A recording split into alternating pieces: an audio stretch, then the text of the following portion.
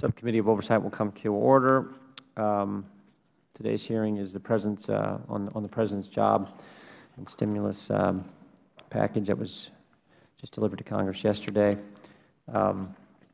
Start with an opening statement from the Chair and then from our friend and ranking member, Mr. Kucinich, and then get right into testimony. In early 2009, President Obama sold the stimulus as his solution to the recession and skyrocketing unemployment. The President worked with House and Senate Democrats to pass the stimulus as quickly as possible, promising that the unemployment rate would not go above 8% once the bill was passed. The Administration assailed critics by claiming that there was a consensus amongst economists that a massive spending bill was in the country's best interest.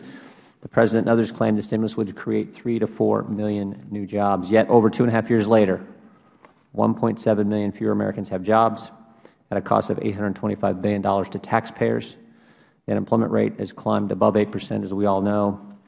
The President was 8% the month the President signed the stimulus and has stayed above that point ever since.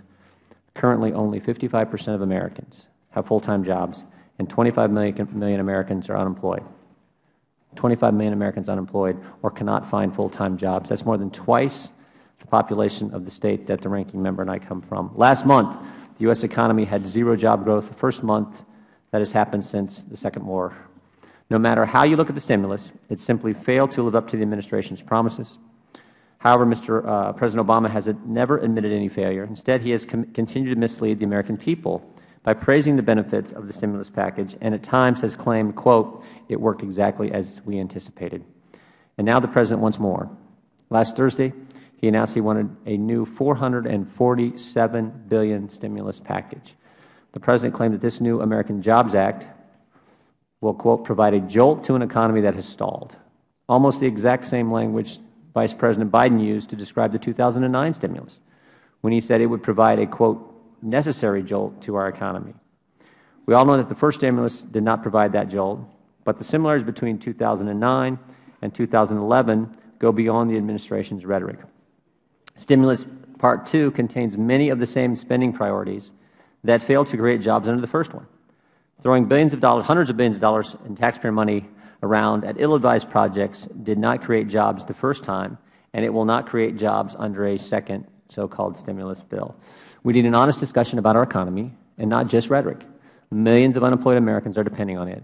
Before we consider the President's second package, we must examine the results of the first one to learn from them and prevent ourselves from making the same mistakes. In fact, I've said many times, if big government spending were going to get us out of this mess, well, for goodness sakes, we should have been out of it a long time ago. I mean, that's all the government has done for the last 3 years. And you can even take that back to the previous administration to some degree. This administration has obviously taken it to a whole new level. And as the facts point out, as we just talked about, it does not work. Instead of rushing to pass additional spending, we need to ensure that any new legislation is carefully crafted and actually facilitates job creation. Today's hearing brings together economic and financial experts from a wide array of backgrounds to discuss this so-called second stimulus. I hope that this hearing will bring to bear what we have learned over the past several years and how we can move forward to create an environment favorable to job creation and economic growth, one that's conducive to job creation and not an impediment to that fact. And with that, I now recognize my good friend, the distinguished member from Ohio, Mr. Kucinich. Thank you very much, Mr. Chairman. The most recent figures paint a stark picture of the U.S. economy. Employers did not add any jobs in August, and only 35,000 jobs were added over the last 3 months. Unemployment remains at 8.1%, and although the economy added 2.4 million private sector jobs between February 2010 and July 2011, these gains were partially offset by the loss of 402,000 public sector jobs at the state and local level during the same period. The problem we are facing is that growth is too slow. The Economic Policy Institute just released a report that found that there are approximately 11.1 million fewer jobs than needed and 6.8 million fewer jobs than when the recession started. To bring down the unemployment rate and stay even with adult population growth, our economy should be creating 400,000 jobs per month. But as the EPI report notes, over the last 6 months, the economy has added only an average of 144,000 jobs each month, and in August, most private sector jobs added were in social services or in health care. Now, Mr. Chairman, I have several documents I'd like to put into the record by unanimous consent. The first is a Paul Krugman analysis. Chairman Issa issued a staff report Thursday claiming that the entire stimulus failed. One of the key assertions in this report is that the stimulus somehow destroyed 1 million jobs. To support this conclusion, Chairman Issa's staff report cites a single study, one study, an analysis issued in May 2011 by researchers at Ohio State University.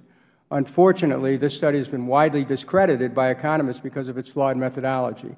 So the first document I would like to enter into the record is an analysis by economist and Nobel laureate Paul Krugman called "Stupid Stimulus Tricks." Without objection. I just want to cite one paragraph of what it says. It says, quote, "So here's another the stimulus didn't work paper making the rounds, and as usual being seized on by people who have no idea what the issues are with this kind of estimation. The instruments, variables used to correct for possible two-way causation are weak and dubious. The best interpretation is that the authors tried something that happened to give the results they wanted, then stopped looking. Really, this isn't the sort of thing worth wasting time over." The second analysis I want to be made part of the official record is an analysis by Dean Baker. This is analysis that also faults the methodology of the Ohio State University report. Without objection. I just want to quote a paragraph from there. It says, "With an exercise like this," talking about the report, "you always have to worry about the problem of cherry picking. For this reason, you usually want to run your regressions a variety of different ways to show the results do not depend on some arbitrary specification. It doesn't look like they've done this, or at least they didn't show much evidence of such robust tests in their paper," unquote. Finally, the CBO report. I ask unanimous consent that this be entered into the record. It's a report on the stimulus. Now, Mr. Chairman, this CBO report is cited in the very first footnote of the Chairman Issa's staff report. But the staff report omits the key passage from the CBO report that undercut the entire argument that the stimulus failed. To the contrary, the CBO report says the stimulus worked. It says this: "CBO estimates that the ARRA's policies had the following effects in the second quarter of the calendar year 2011 compared with what would have occurred otherwise." Here's what they cite. They raised the real gross domestic product by between 0.8% and 2.5%. They lowered,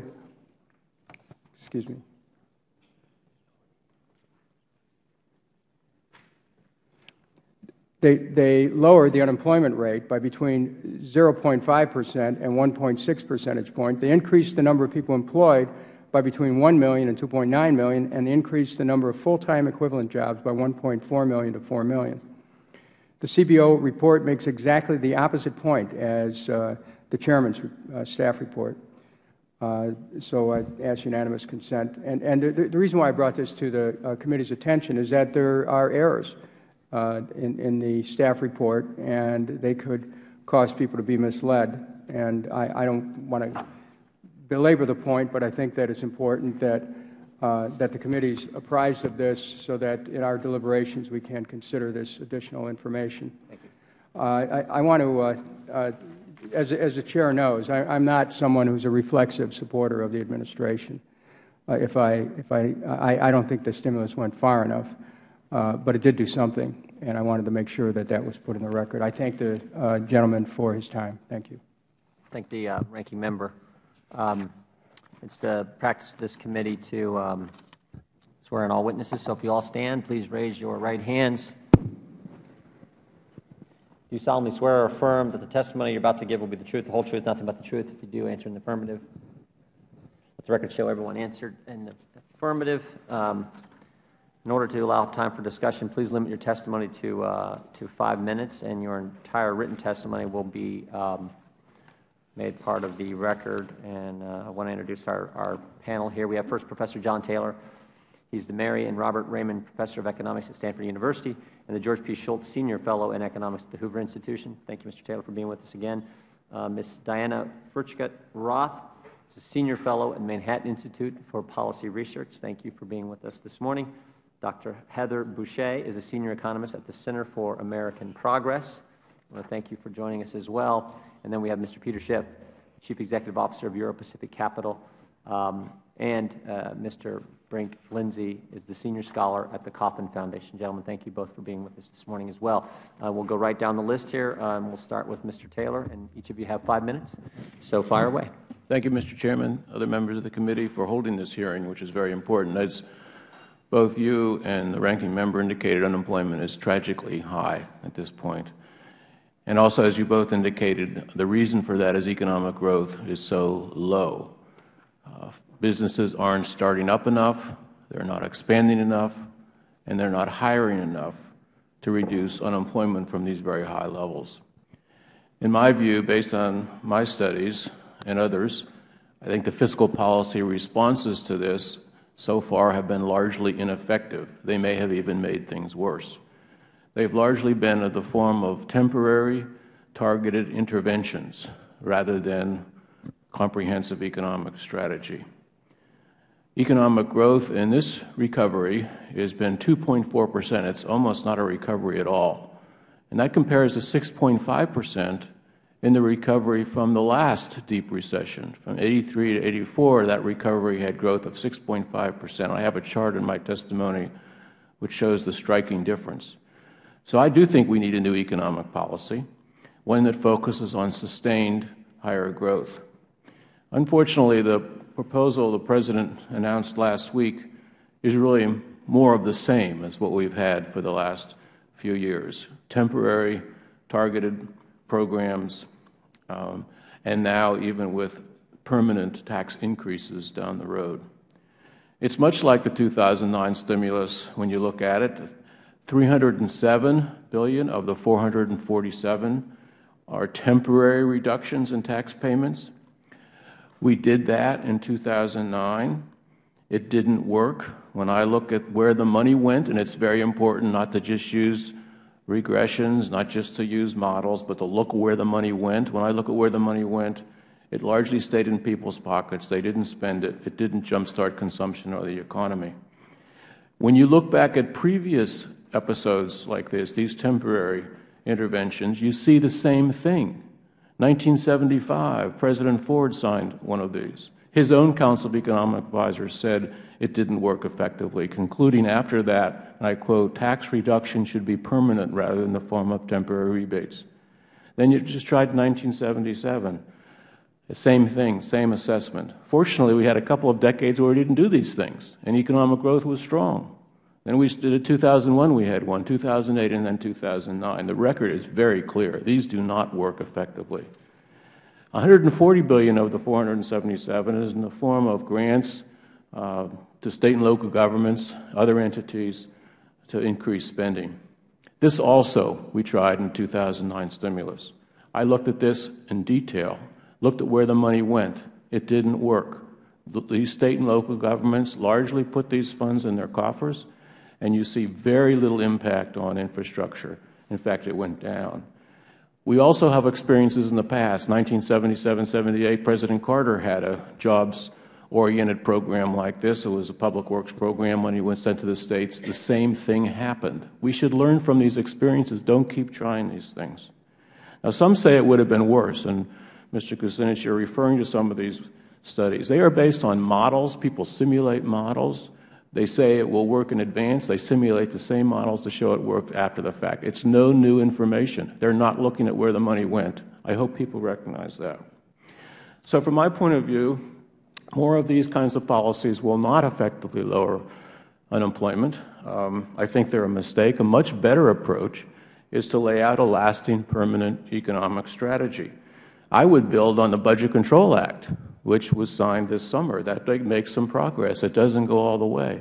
But if you bring spending down further, I would bring it to levels just of 2007 as a share of GDP. What's so hard about that? If you do that, you can do it without increasing taxes, with a tax reform that's revenue neutral, and allow for a regulatory reform and monetary reform as well. To me, that's the best, most promising way to reduce unemployment, to get this economy going. Much more effective than more temporary targeted interventions, which we have seen do not work. Thank you, Mr. Chairman. Thank you, Doctor. We'll go next to Ms. Roth. Thank you very much for giving me the opportunity to testify today. I'd like to submit my written testimony for the record. I agree with everything Professor Taylor said, and I don't want to repeat what he said. So I'd like to move on to the later parts of my testimony. One of the things that we're doing increasingly in the United States is making it harder for employers to hire workers. We run the risk of getting back to a normal GDP growth path, about 2.5% or 3% a year, but still having employers choose to hire fewer workers than they did previously. And I'd like to go through just a few reasons for that. One is the new health care tax that's going to take place in 2014.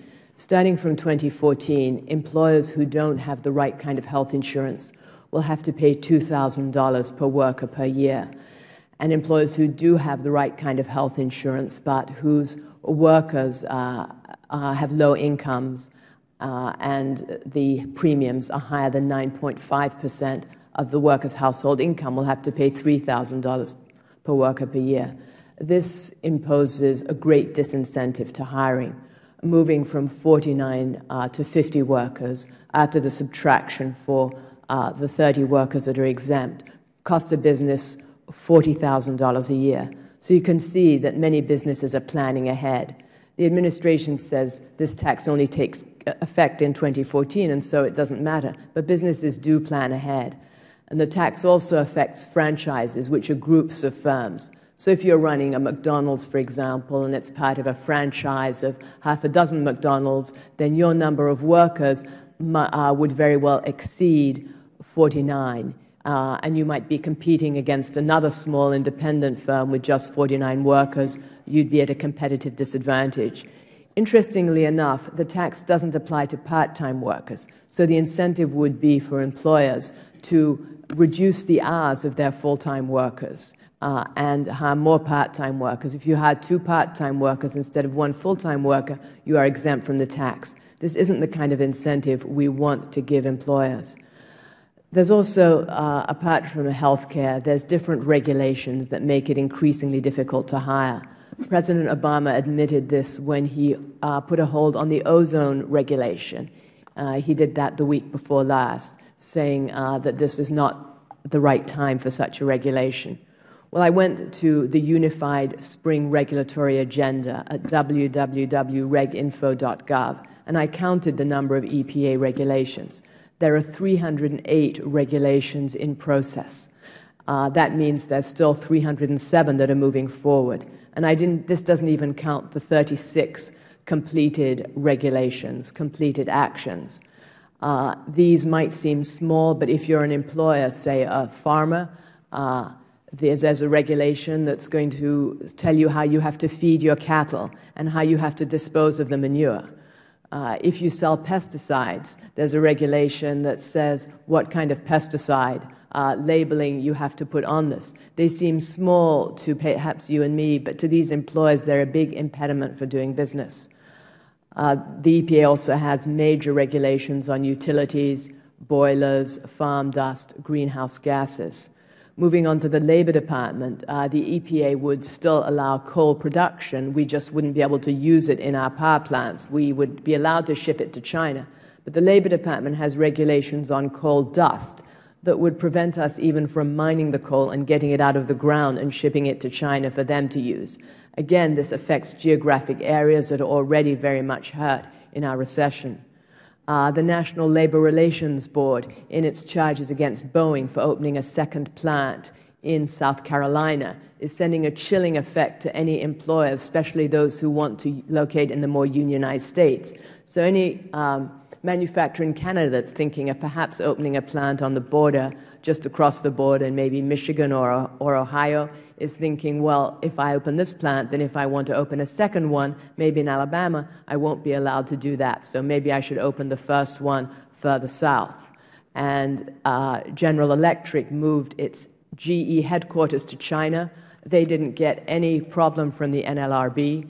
The message goes, if you offshore your work, you're fine. If you open a second plant here in the United States, we're going to cause problems. Finally, in the last 9 seconds, I'd like to mention that we need to do more in terms of importing entrepreneurs. Senators Kerry and Lugar have proposed a bill that would allow more visas for employers abroad who want to create jobs here, entrepreneurs. If they create jobs, then after 5 years we give them a green card. This is the kind of costless reform we need to be considering. Thank you so much for allowing me to testify. Thank you. Dr. Boucher. Thank you, Chairman Jordan and Ranking Member Kucinich, for inviting me here to testify today. My name is Heather Boucher, and I'm Senior Economist at the Center for American Progress Action Fund. The American Jobs Act includes proposals that will create jobs by investing in infrastructure, putting teachers back in schools, targeting tax cuts towards small businesses, and helping the unemployed. Independent economic forecasters say that the plan will boost growth and employment, and I provide details on this in my written testimony. Presidents and Congresses of all political stripes, including the Bush administration, have embraced short-term temporary fiscal expansion to create jobs in times of labor market weakness. An empirically grounded body of literature documents the effectiveness of fiscal expansion, and again I document that in my testimony.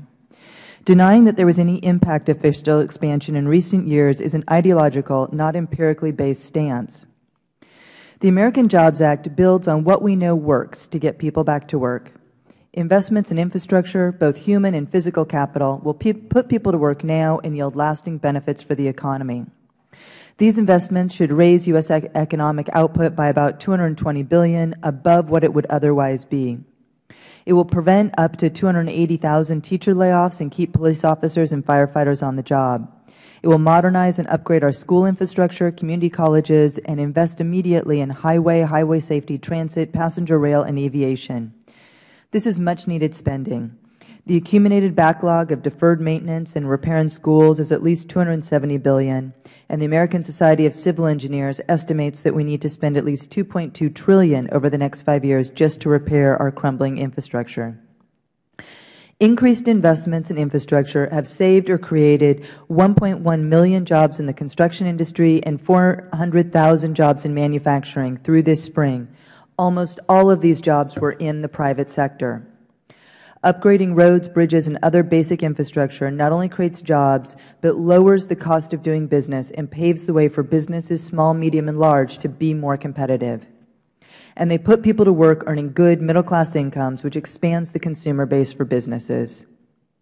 The American Jobs Act also cuts payroll taxes and provides a tax holiday on new hires, but focuses these tax cuts on small businesses.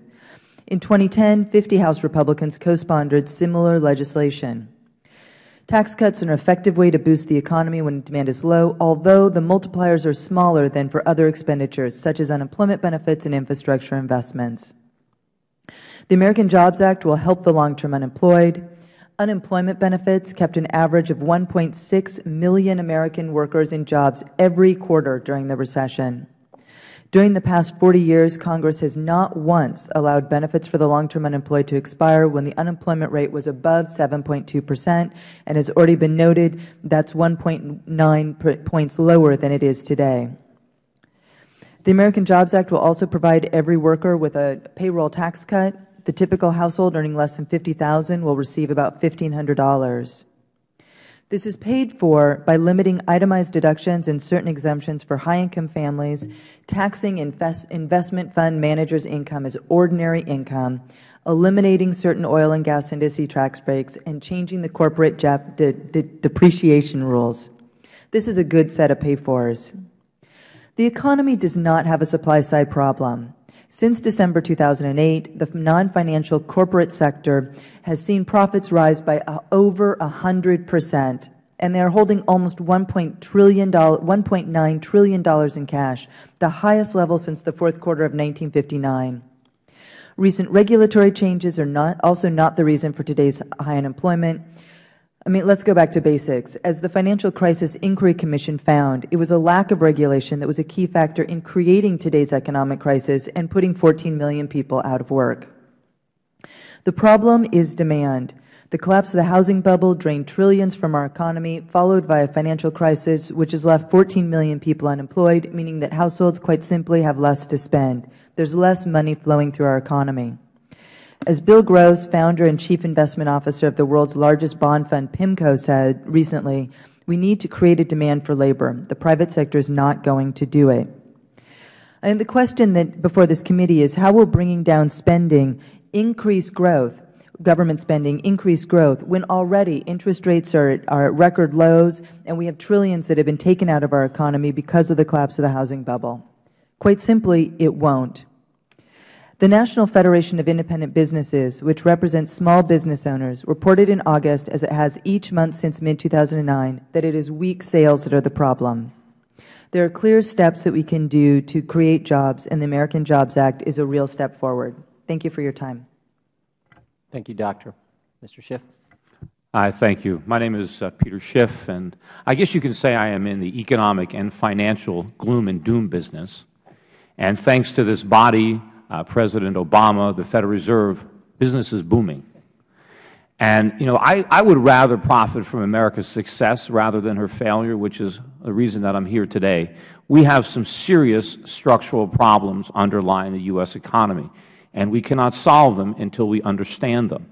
As a nation, we have borrowed and spent our way into a gigantic ditch.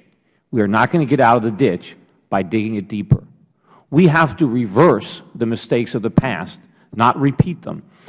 Government stimulus will never grow this economy. It will never create jobs. It is the equivalent of trying to put out a fire by pouring gasoline on it. We have to understand that the housing bubble, the financial crisis of 2008, two events that I predicted and warned about, were the consequences of government stimulus. We stimulated our way into this problem. We're not going to stimulate our way out. In fact, the stimulus is actually a sedative. The stimulus is preventing the free market from unraveling the problems that years of bad monetary and fiscal policy have created. We don't need more spending. We need the opposite of spending. We need underconsumption. What the economy lacks is savings, investment, production. And if we try to preserve the jobs of the bubble economy with more reckless money printing and borrowing and government spending, all we are going to succeed in doing is preventing the restructuring that we need and preventing more productive jobs from ever coming into existence. And I want to talk, specifically about jobs. I'm an employer.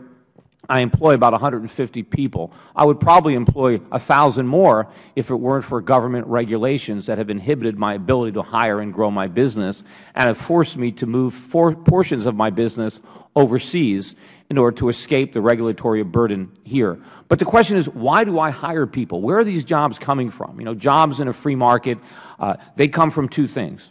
They come from profits or the profit motive, and they come from capital. You need both to create jobs. And in a free market, there's going to be jobs. And if there aren't enough jobs, Congress has to ask, what are we doing to inhibit this process? How are we preventing jobs that would normally be here from coming into existence? Now, in order for me to hire somebody, I have to be able to make a profit. That means that the person I hire has to deliver to me more value than the cost of employing them. And the cost of employing them is not just the wages I pay them, but it's all the mandatory benefits, the taxes, and more importantly, the legal liability that I incur when I hire somebody. In fact, one of the riskiest things you can do in America is to hire somebody. And because of that reason, because of all the liability from government, from lawsuits that you have put on employers, most small businesses, their main concern is how not to hire people. How can I grow my business and hire as few people as possible? That is not something that happens in the market. That is something that happens as a consequence of government.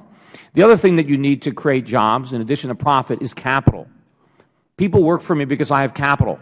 I have tools that my employees lack. They come to work, I give them an office, I give them secretarial support, I give them computers, I give them leads, I give them a brand, I give them all sorts of things. But where does capital come from? It comes from savings. It comes from underconsumption. Either I have to save it myself or I have to borrow it from somebody else. But there is no money to borrow because it's all going to government or something that government guarantees, like education or home mortgages. There is no credit available for small businesses. It's actually a paradox, but what we need is higher interest rates. Higher interest rates encourage savings. These low interest rates are of no benefit to typical businesses. Yeah, it benefits government. Government can borrow all this money through the bond market. Some of the major corporations have access to cheap money. Wall Street can gamble with it. But small businesses, they can't sell bonds. They need to borrow money, and there's no savings available. There is nothing there. So businesses can't get capital, And there is no incentive now to hire because the costs are too high. You're looking at somebody who's sitting here who was actually fined, and I'd be happy to talk my experience. I was fined $15,000 by security regulators because I hired too many people. Because I hired too many people, I incurred over $500,000 in legal bills defending myself because I hired too many people. Because I hired too many people, I've been on a hiring freeze ordered by regulators for 3 years. They have not let me hire people. They have not let me open new offices, despite the fact that I was dying to do it. I had plenty of demand. My business was growing, unfortunately, thanks to what you guys were doing. But regulators prohibited me from doing this. And there's all sorts of ways that rules and regulations have inhibited my business. In fact, it's now so expensive. I started my securities firm in 1996. There is no way that I could have started that firm today. I have an entire compliance department. It costs me millions of dollars a year just to stay in business, just to comply with rules and regulations that are not doing anything to protect my customers. Thank you, Mr. Schiff. We appreciate that good testimony. Mr. Lindsay, you get the last 5 minutes here. Mr. Chairman, other members of the subcommittee, thank you very much for the opportunity to appear at today's hearing. Everybody knows that the current employment situation is dire. What's less well known is that the roots of our present jobs crisis go deeper than the Great Recession that began in 2008. The share of adult Americans who are employed peaked at an all-time high of 64.4% back in 2000. That's 11 years ago, and never recovered since. In 2007, before the financial crisis of 2008 and the ensuing recession, the employment to population ratio had fallen down to 63%. It now stands at 58%, the lowest level since 1983. For public policy to be effective in dealing with this grim situation, it needs to be based on a clear understanding of where jobs come from. And on that question, research from the Kauffman Foundation, my employer, leaves no doubt. New firms are the main engine of job creation in this country. Specifically, from 1977 to 2005, there were only 7 years in which existing firms created more jobs than they destroyed. So the bottom line is simple. Without startups, there would be no net job creation in the United States. Additional Kauffman Foundation research reveals that the engine of new jobs began sputtering before the Great Recession. Census data showed that the number of new employer businesses created annually began falling in 2006, dropping to 27% by 2009. Meanwhile, the average number of employees per new firm has been trending gradually downward since 1998, and the pace of job growth at new firms during their first 5 years has been slowing since 1994. The timing of the deteriorating employment situation suggests that the problem is structural, not merely cyclical. And structural problems call for structural solutions, not temporary stimulus, but permanent policy changes.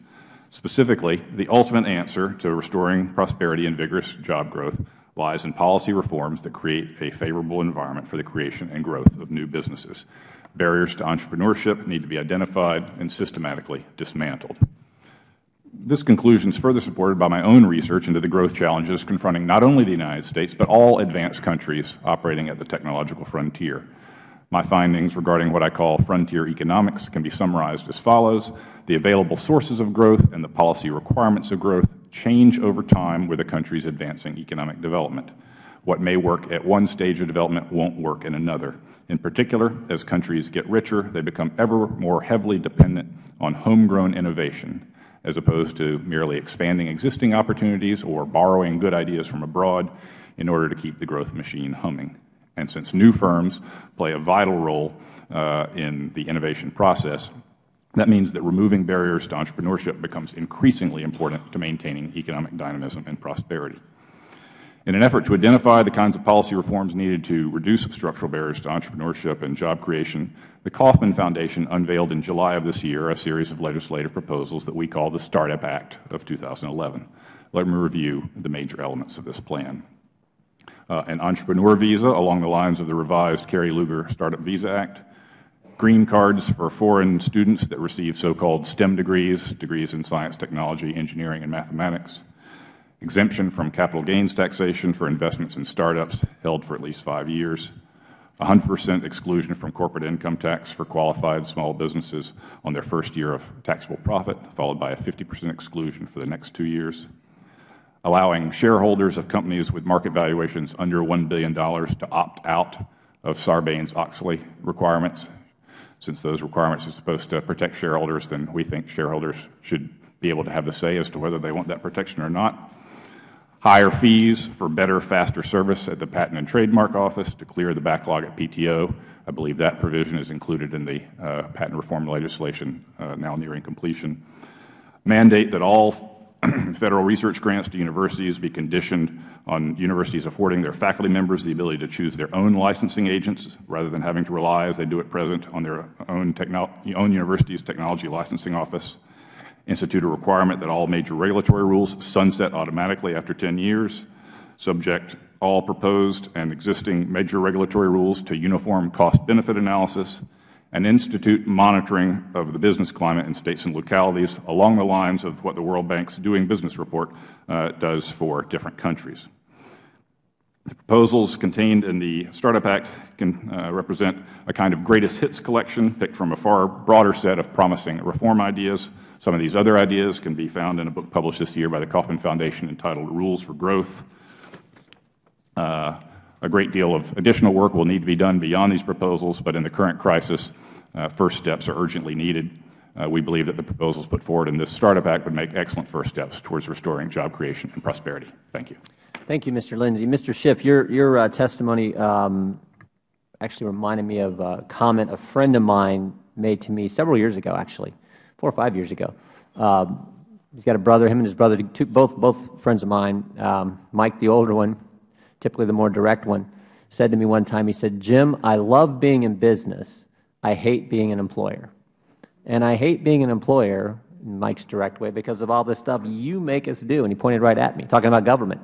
And it's not that Mike doesn't like people and wants to hire them.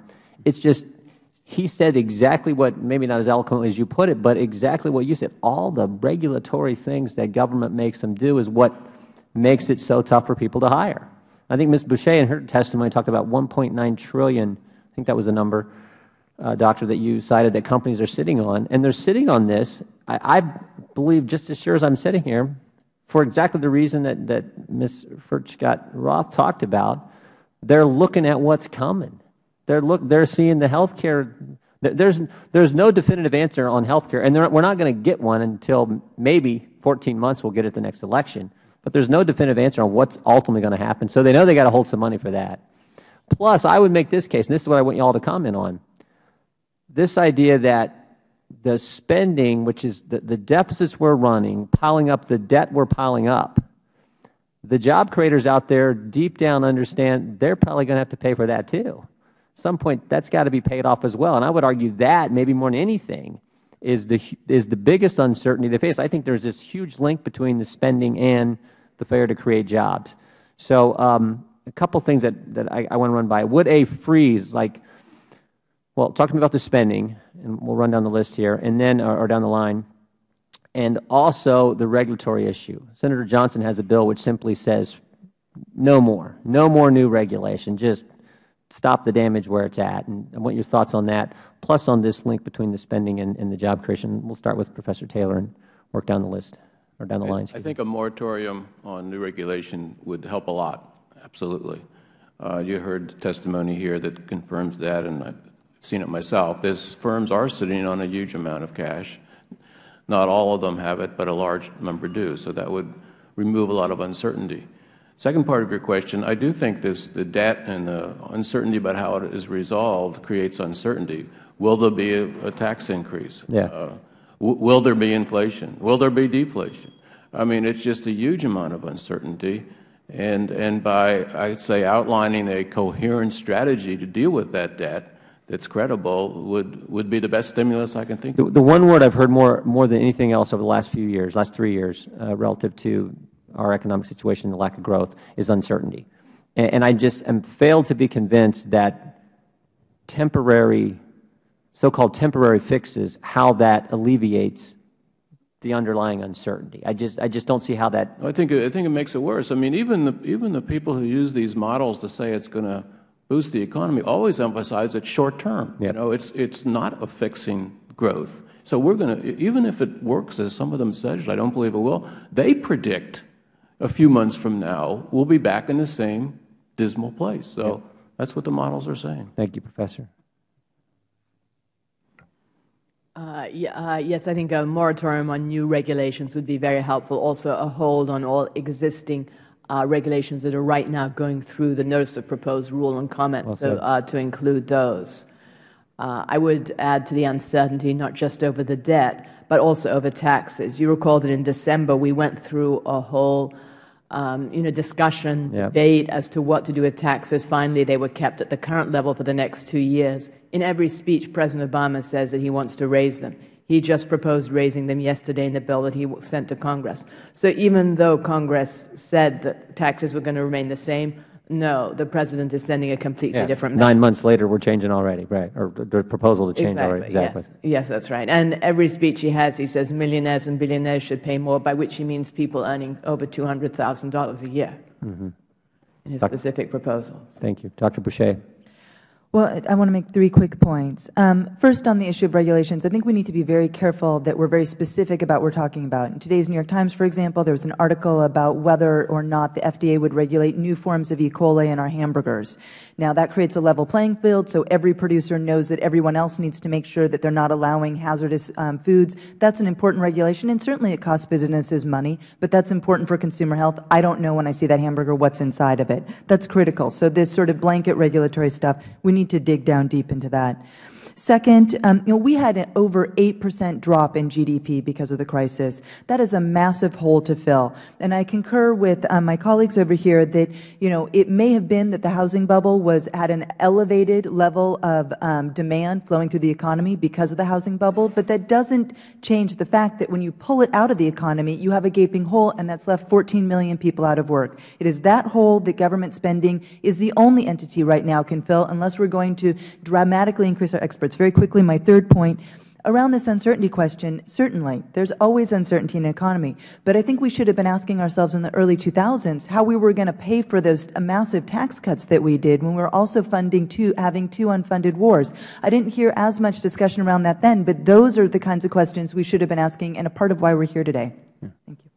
Mr. Schiff. Sure. Well, first of all, demand doesn't come from government spending. Inflation comes from government spending. Demand comes from supply. You can't consume something that isn't produced. So we have to make things first. But as far as regulations are concerned, certainly we need to stop piling new regulations on top of the existing regulations. But more importantly, we got to start repealing a lot of the rules and regulations that are already in place. Look, there are millions of Americans that are unemployed. How do we increase the demand for labor? It's simple. You bring down the cost of labor. Regulations substantially increase the cost of employing people, and as a result, fewer people are employed. I mean, there are simple things you can do, from getting rid of the minimum wage law, which you could do this afternoon, which would create millions of jobs, and more importantly, help people get trained for much higher paying jobs in the future. Right now, they're never going to get jobs. But the regulations that increase labor costs and that subject employers to all sorts of lawsuits if they don't create jobs in precisely the manner that some bureaucrat thinks they should be created. You have to level the playing field between employers and employees. You can't lose your rights because you hire somebody. You can't give workers some kind of special privilege and then call it a workers' rights. Workers don't have special rights because they get a job. Everybody has individual rights, and you shouldn't lose them because you hire somebody. Thank you. Mr. Lindsay, if you can be, and I apologize, you're last here, but be brief because we want to get to Mr. Cummings. Go ahead. Sure. I sympathize with the idea of a regulatory moratorium, but I would point out that too is another temporary fix. Yeah, okay. Good point. That moratorium won't last forever, nor should it. What we need is a permanent change in the regulatory process. A couple of the proposals in our Startup Act go to that. Good. First, cost-benefit analysis instituted uniformly for all major new rules, and second, and perhaps even more importantly, a 10-year sunset provision for all major regulatory rules, so they have to be reapproved again and not just go on forever. Now I want to yield to the ranking member of the full committee, the gentleman from Maryland, Mr. Cummings. Thank you very much, Mr. Chairman. You can have some extra time. I apologize. Thank you very much. In a day and age when China is spending 9% of their GDP on infrastructure, 9%. We're spending less than 0.5%. We've got in Maryland, in my district and in the state of Maryland, about every half an hour a pothole opening up. A pothole, I mean in other words, the pipes bursting. Got bridges in disrepair. President Obama, is about to go to Ohio and talk about 95 bridges that are in disrepair.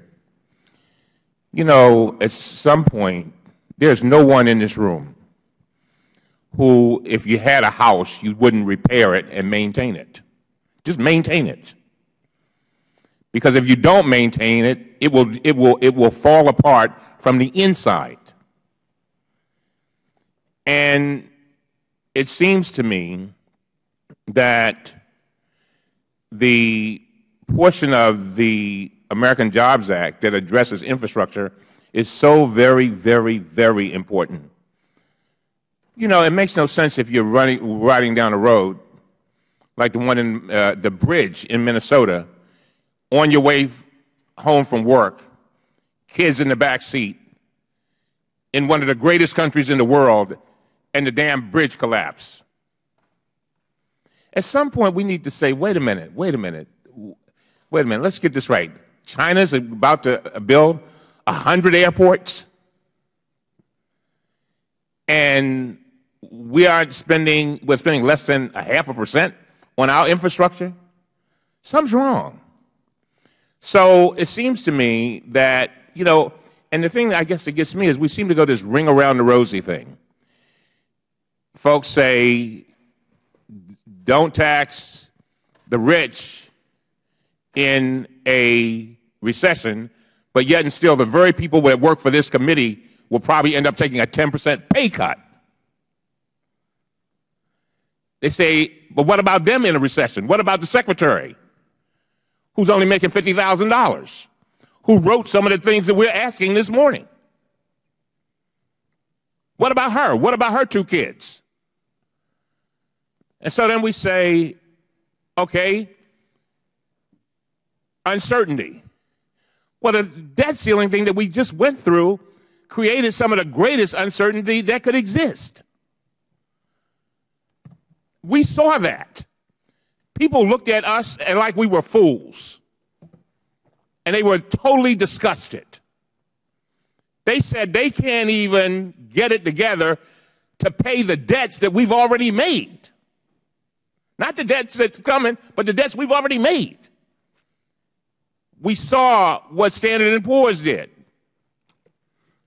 So you talk about uncertainty, and then the other thing that I guess that concerns me, when we talk about these regulations, it's interesting that we act like President Obama's administration was the only administration that created regulations. He's only been in office 2.5 years. Most of these regulations were created over the years. And so now we say, let's take away the regulations. Let me tell you what worries me. And I used to be an employer of a small firm, law firm. One of the things that worries me is that we give the tax cuts to business who are not hiring. We look out for the banks who are not lending. If we cut out the regulations, making it possible for business to make even more money, and by the way, there's no guarantee when you get rid of the regulations that it's going to lead to them hiring more people, even if they're saving money, because then maybe the issue becomes uncertainty. And so we go this ring around the rosy. At some point, we got to say, wait a minute, let's get off of this merry-go-round and begin to create jobs for people. When they look at this and they hear this, the people in my district, I can hear them now. If they're watching, when I get home tonight, they'll say, Cummings, they don't get it. They don't get that I was not able to pay for my kids' tennis shoes when they got ready to go to junior high school. They don't get that I'm losing my house. So some kind of way, we have got to figure out how do we come together to begin to address these issues. It's not, and I just think that there are solutions, but then when people tell me, well, government doesn't need to play but so much a role, or can't play but so much, government does have a role. Private business has a role. All of us know that 70% of GDP is dependent on consumer confidence. And so then I look, and I keep hearing this stuff about regulations. I've said it in this committee, and you've probably heard me say it, Mr. Schiff, and thank you for coming back to us again. But one of the things that I've said is that when I was a little boy, when I was in high school, I used to work at Bethlehem Steel. And when I would go to Bethlehem Steel during the summer to work, when you came out of Bethlehem Steel after if you blew your nose in a half an hour of being on the premises, black stuff came out in your mucus. I think we need to be careful with regulations, and that we need to keep in mind why we have regulations. They are to protect the health, welfare, and safety of Americans, of our children.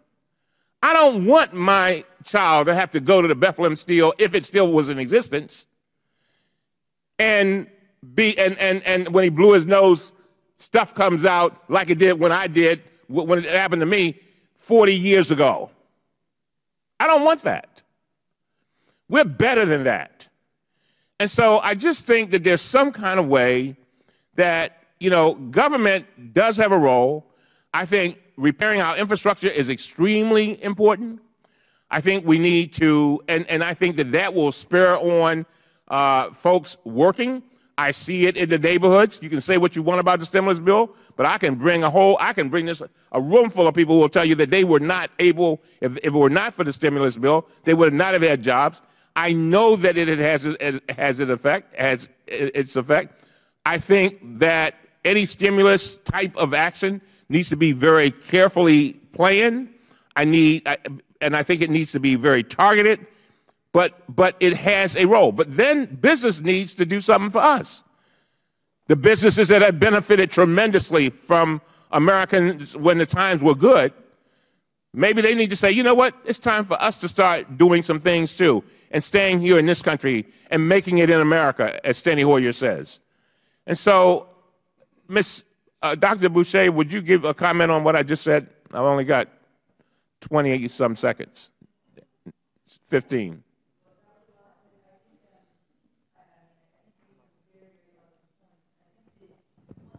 Doctor, could you just put the mic? Thank you. Sorry. Thank you. Thank you. Sorry.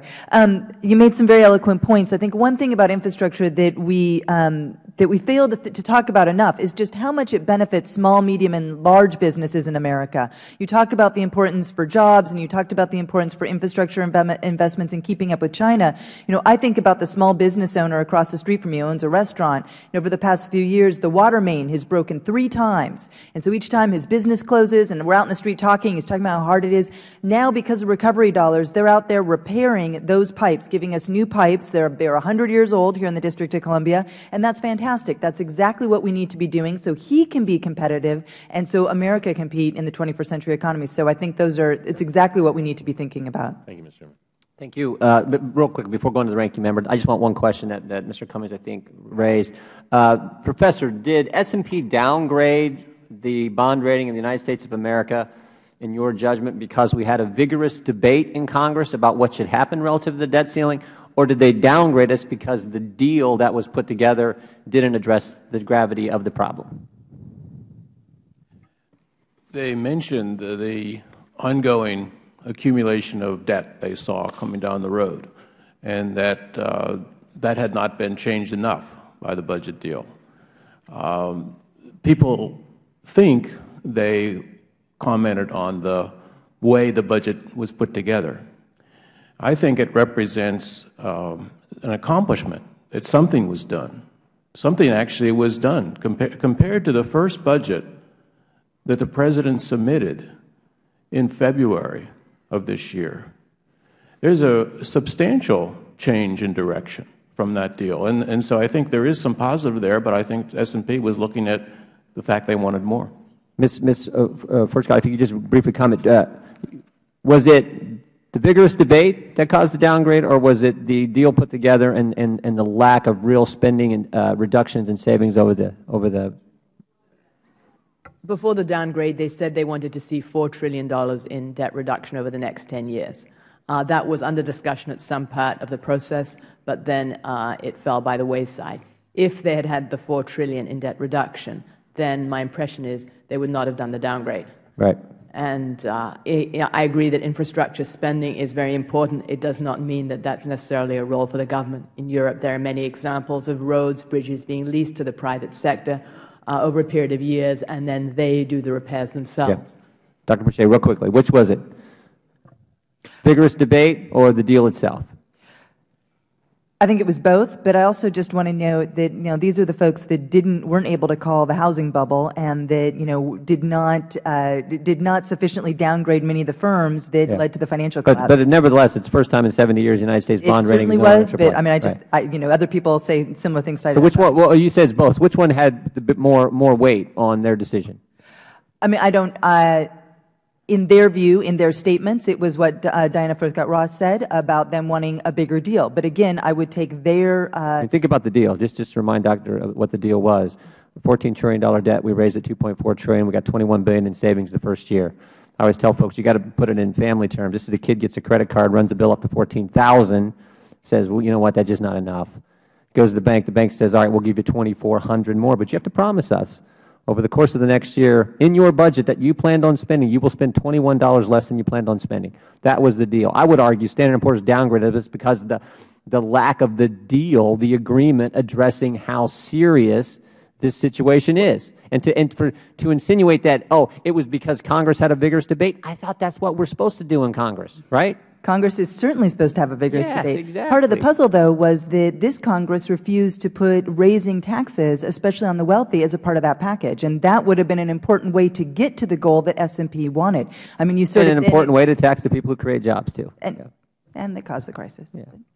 Mr. Schiff. It was definitely. We're going to get to the good doctor from Tennessee next, and then our ranking member. It was definitely the deal, not the discussion. And with due respect, I did call the financial bubble, and I criticized S&P and Moody's and Fitch at the time for putting AAA ratings on bonds that I knew were going to go to zero. And in my opinion, S&P didn't downgrade the United States far enough. That's the problem. But I would love to address some of the points that Mr. Cummings made. Make it real quick if you could, Mr. Schiff, because I want to get to. Well, he made so many points, but you're right about one thing, that the bad regulation didn't start under Obama. We have a lot of regulations that need to be undone, but it's not just the intent. I don't argue with you that in some cases the intent of the regulation is good. The problem is the consequences are the exact opposite of the intent. And infrastructure, infrastructure spending doesn't stimulate the economy. It drains the economy of resources. Infrastructure only helps in the long run when you finish the project if it raises the productivity of the nation. But in the meantime, we are too broke. China can put in these airports because they're rich. We're broke. Before we can afford to improve the infrastructure, we need to have more serious restructuring of our economy. We have to start making stuff. We need more factories before we can start figuring out how to make our roads prettier. Mr. Lindsay, real quick, was it the debate or the deal? So I can't speak for S&P. I don't work there. I wasn't privy to all their deliberations. From my own perspective, the combination of an utterly unsustainable fiscal situation and a political process that does not look like it's terribly serious about coming to grips with it merited an alarm bell. Yeah. 15 seconds. 15 seconds for the ranking member. The good doctor from Tennessee. Let me just say this. I've read this 50 million times. Their concern was that there were members of Congress that were going around talking about not raising the debt ceiling. That was one of their major concerns, and saying we don't have to do that. That's what you should have done. If you didn't raise the debt ceiling, then we could have cut spending. So you said that we were paying our bills. We don't pay our bills by going deeper into debt. That's avoiding paying our bills and guaranteeing eventual default. Gentleman from Tennessee, the good doctor is recognized. Thank you, Mr. Chairman. I was one of those guys going around saying that we shouldn't raise the debt ceiling without significant cuts. And we saw what happened because we didn't get significant cuts.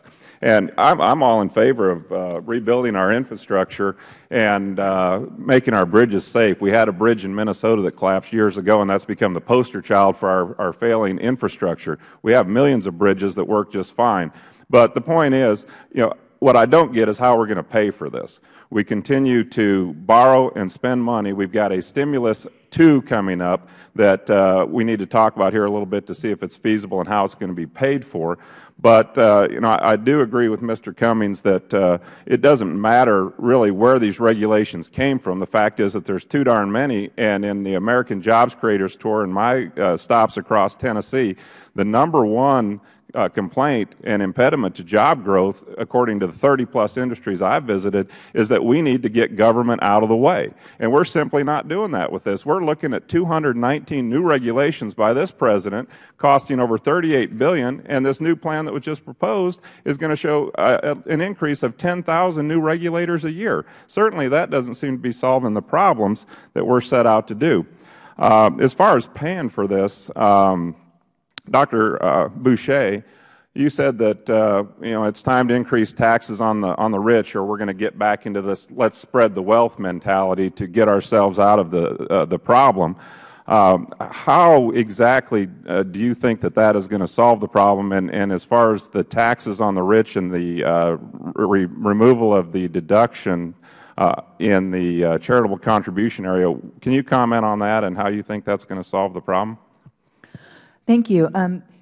As many of us have talked about today, we clearly have a long-term deficit problem. We have a gap. We have a challenge there.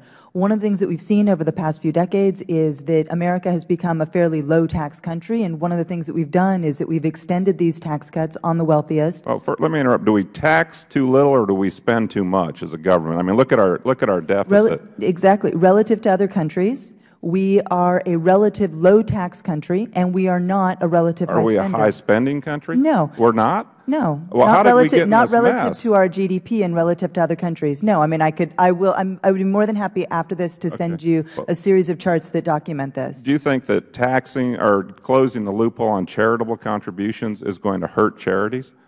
That is only for families, for wealthy families, and I think over the long run, no. I mean, I think that what is important. Wealthy families over what amount? 250,000. 250,000 so for a married wealthy couple. Family. Who do you think usually gives the most to charities? It is a wealthy family. Those are families in the very top of the United States income distribution. Those are families that have benefited from economic growth over the past few decades, while other families have not. So they have benefited more from the 2000s, more during the 1980s, more during the 1990s than middle-class and lower-income families. So asking them to pay their fair share does seem like an appropriate place if we are all focused on closing that deficit. It has to come from somewhere. It can't come from families that have not seen income gains. Mr. Schiff, do you have a comment on that? I'd like to ask Dr. Boucher, what percentage of my income do you think the government should take? What would be fair? Make sure your mic's on, Mr. Schiff. Yeah, what percentage of my income should the government take? What do you think would be fair? I'm not going to give you a number just give me a right guess. here. Yeah. Well, what do you think would be fair? You say I'm not paying enough taxes. How high should my taxes be? What percentage of my income should be taken away from me by the government?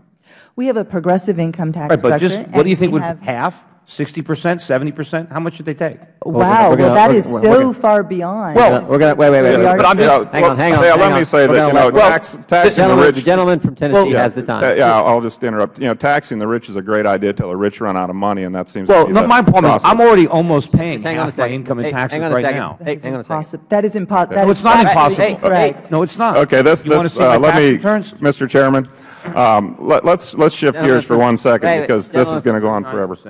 35. Dr. Boucher, do you feel that government, Dr. Boucher, do you feel that government jobs create revenue? And I think you said that the Stimulus One had the majority of jobs created were private sector jobs. Do public jobs create revenue, or do they just cost the taxpayers money? Recovery dollars that go on to communities to, say, build a bridge. You hire engineers, typically in the private sector, some in the public, some in the private. You hire contractors. You hire people that do concrete. You hire a lot of folks in the private sector, and then that has spillover effects. So that if you hire that person who has the concrete, and then they go and they have more money, and so they spend it in their community, that's how those private sector jobs are created, both directly and indirectly. Mr. Schiff, do you feel that's a good return on your investment to spend those tax dollars that way? I mean, what's your chance of making a profit? Well, first I want to point out that 99% of my income is taxed at the marginal rate. So the marginal rate is my rate.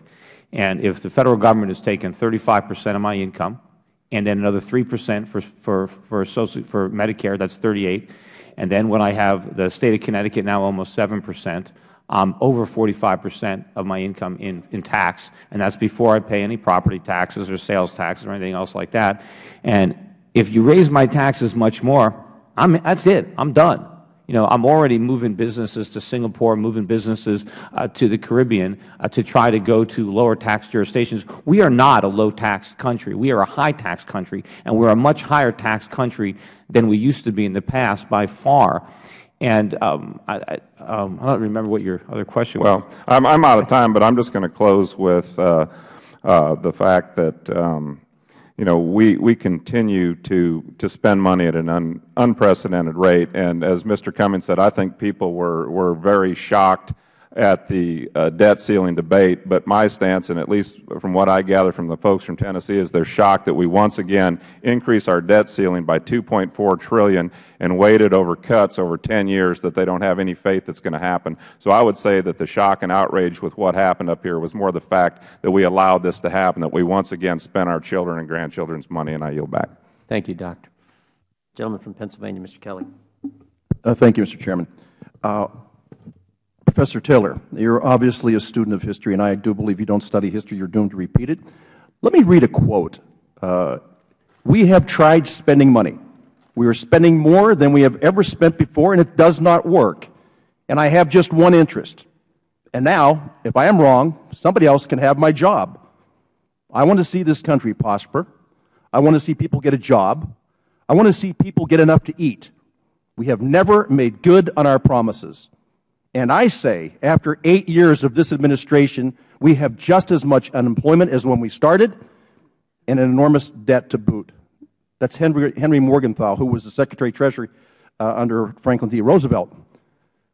Now, we haven't had 8 years of this administration, but as the Chairman spoke about, and being a small businessman myself, we keep talking about the uncertainty is what's keeping people on the sideline. I would say it's just the opposite. It is the certainty that under this administration's policy, we have no way in heck to dig ourselves out of this debt. And I am a firm believer that you have to kill more than you eat or you can't stay.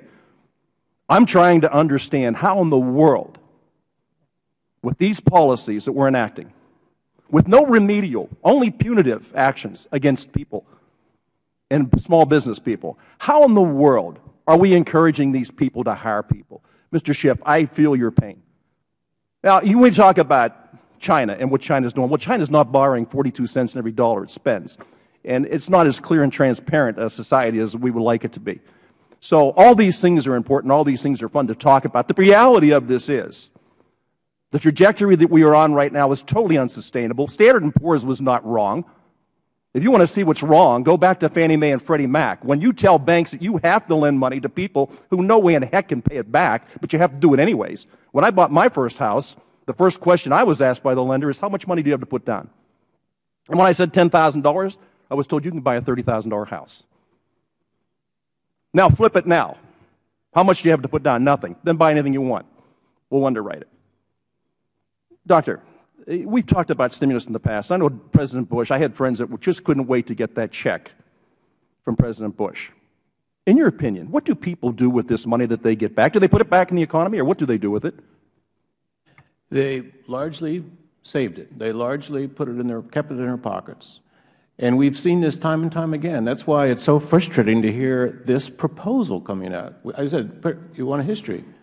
We tried this in 1975, President Ford. And soon after it was done, his own Council of Economic Advisors looked at it and said it didn't work. Don't do this again. President Carter came in, 1977. Same thing.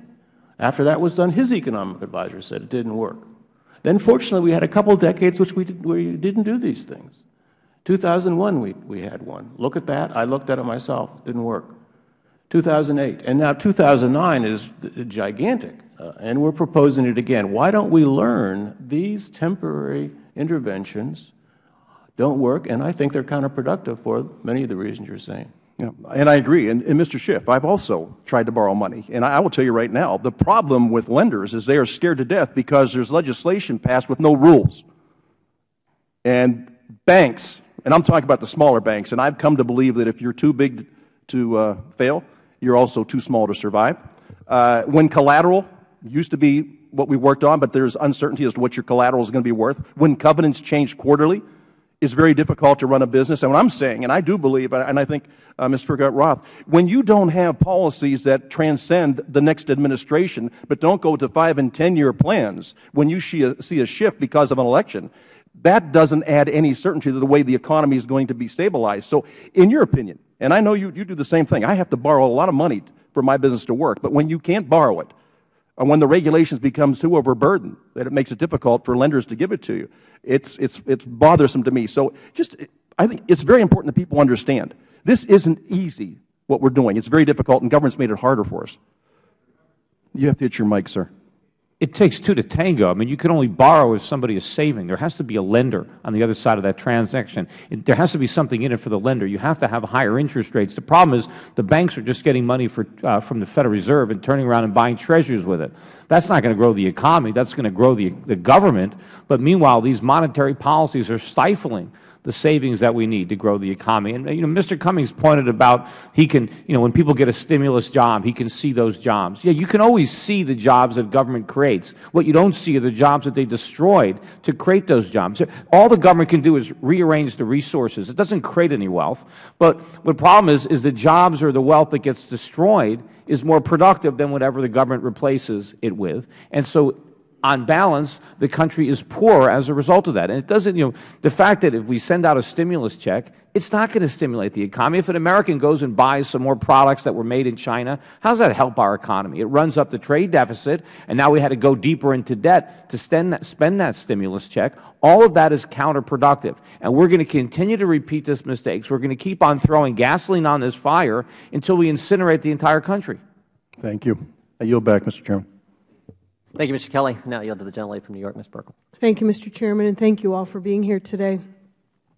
Many of us came to Congress early this year to really address the unemployment issues in our nation and get this economy back on track. And the biggest reason for doing that was what we had seen 2 years prior in this administration.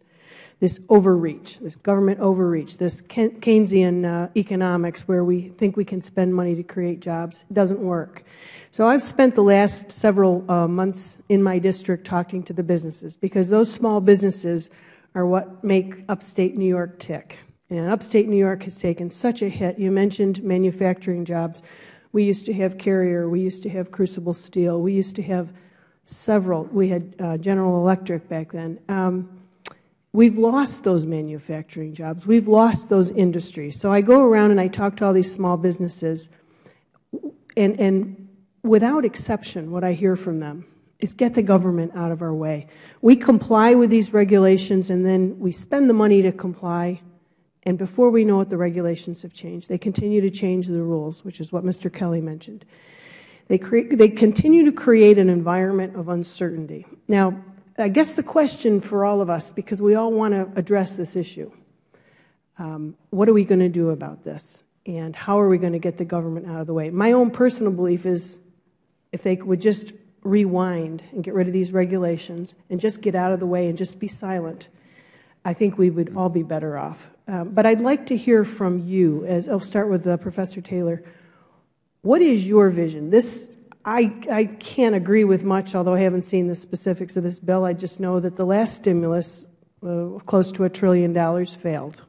I've listened and talked to my city and county governments, and so many of them use that money to plug up holes in their budgets. That wasn't what that money was supposed to be used for. It was not used at all, I don't think, as to what it should have gone for.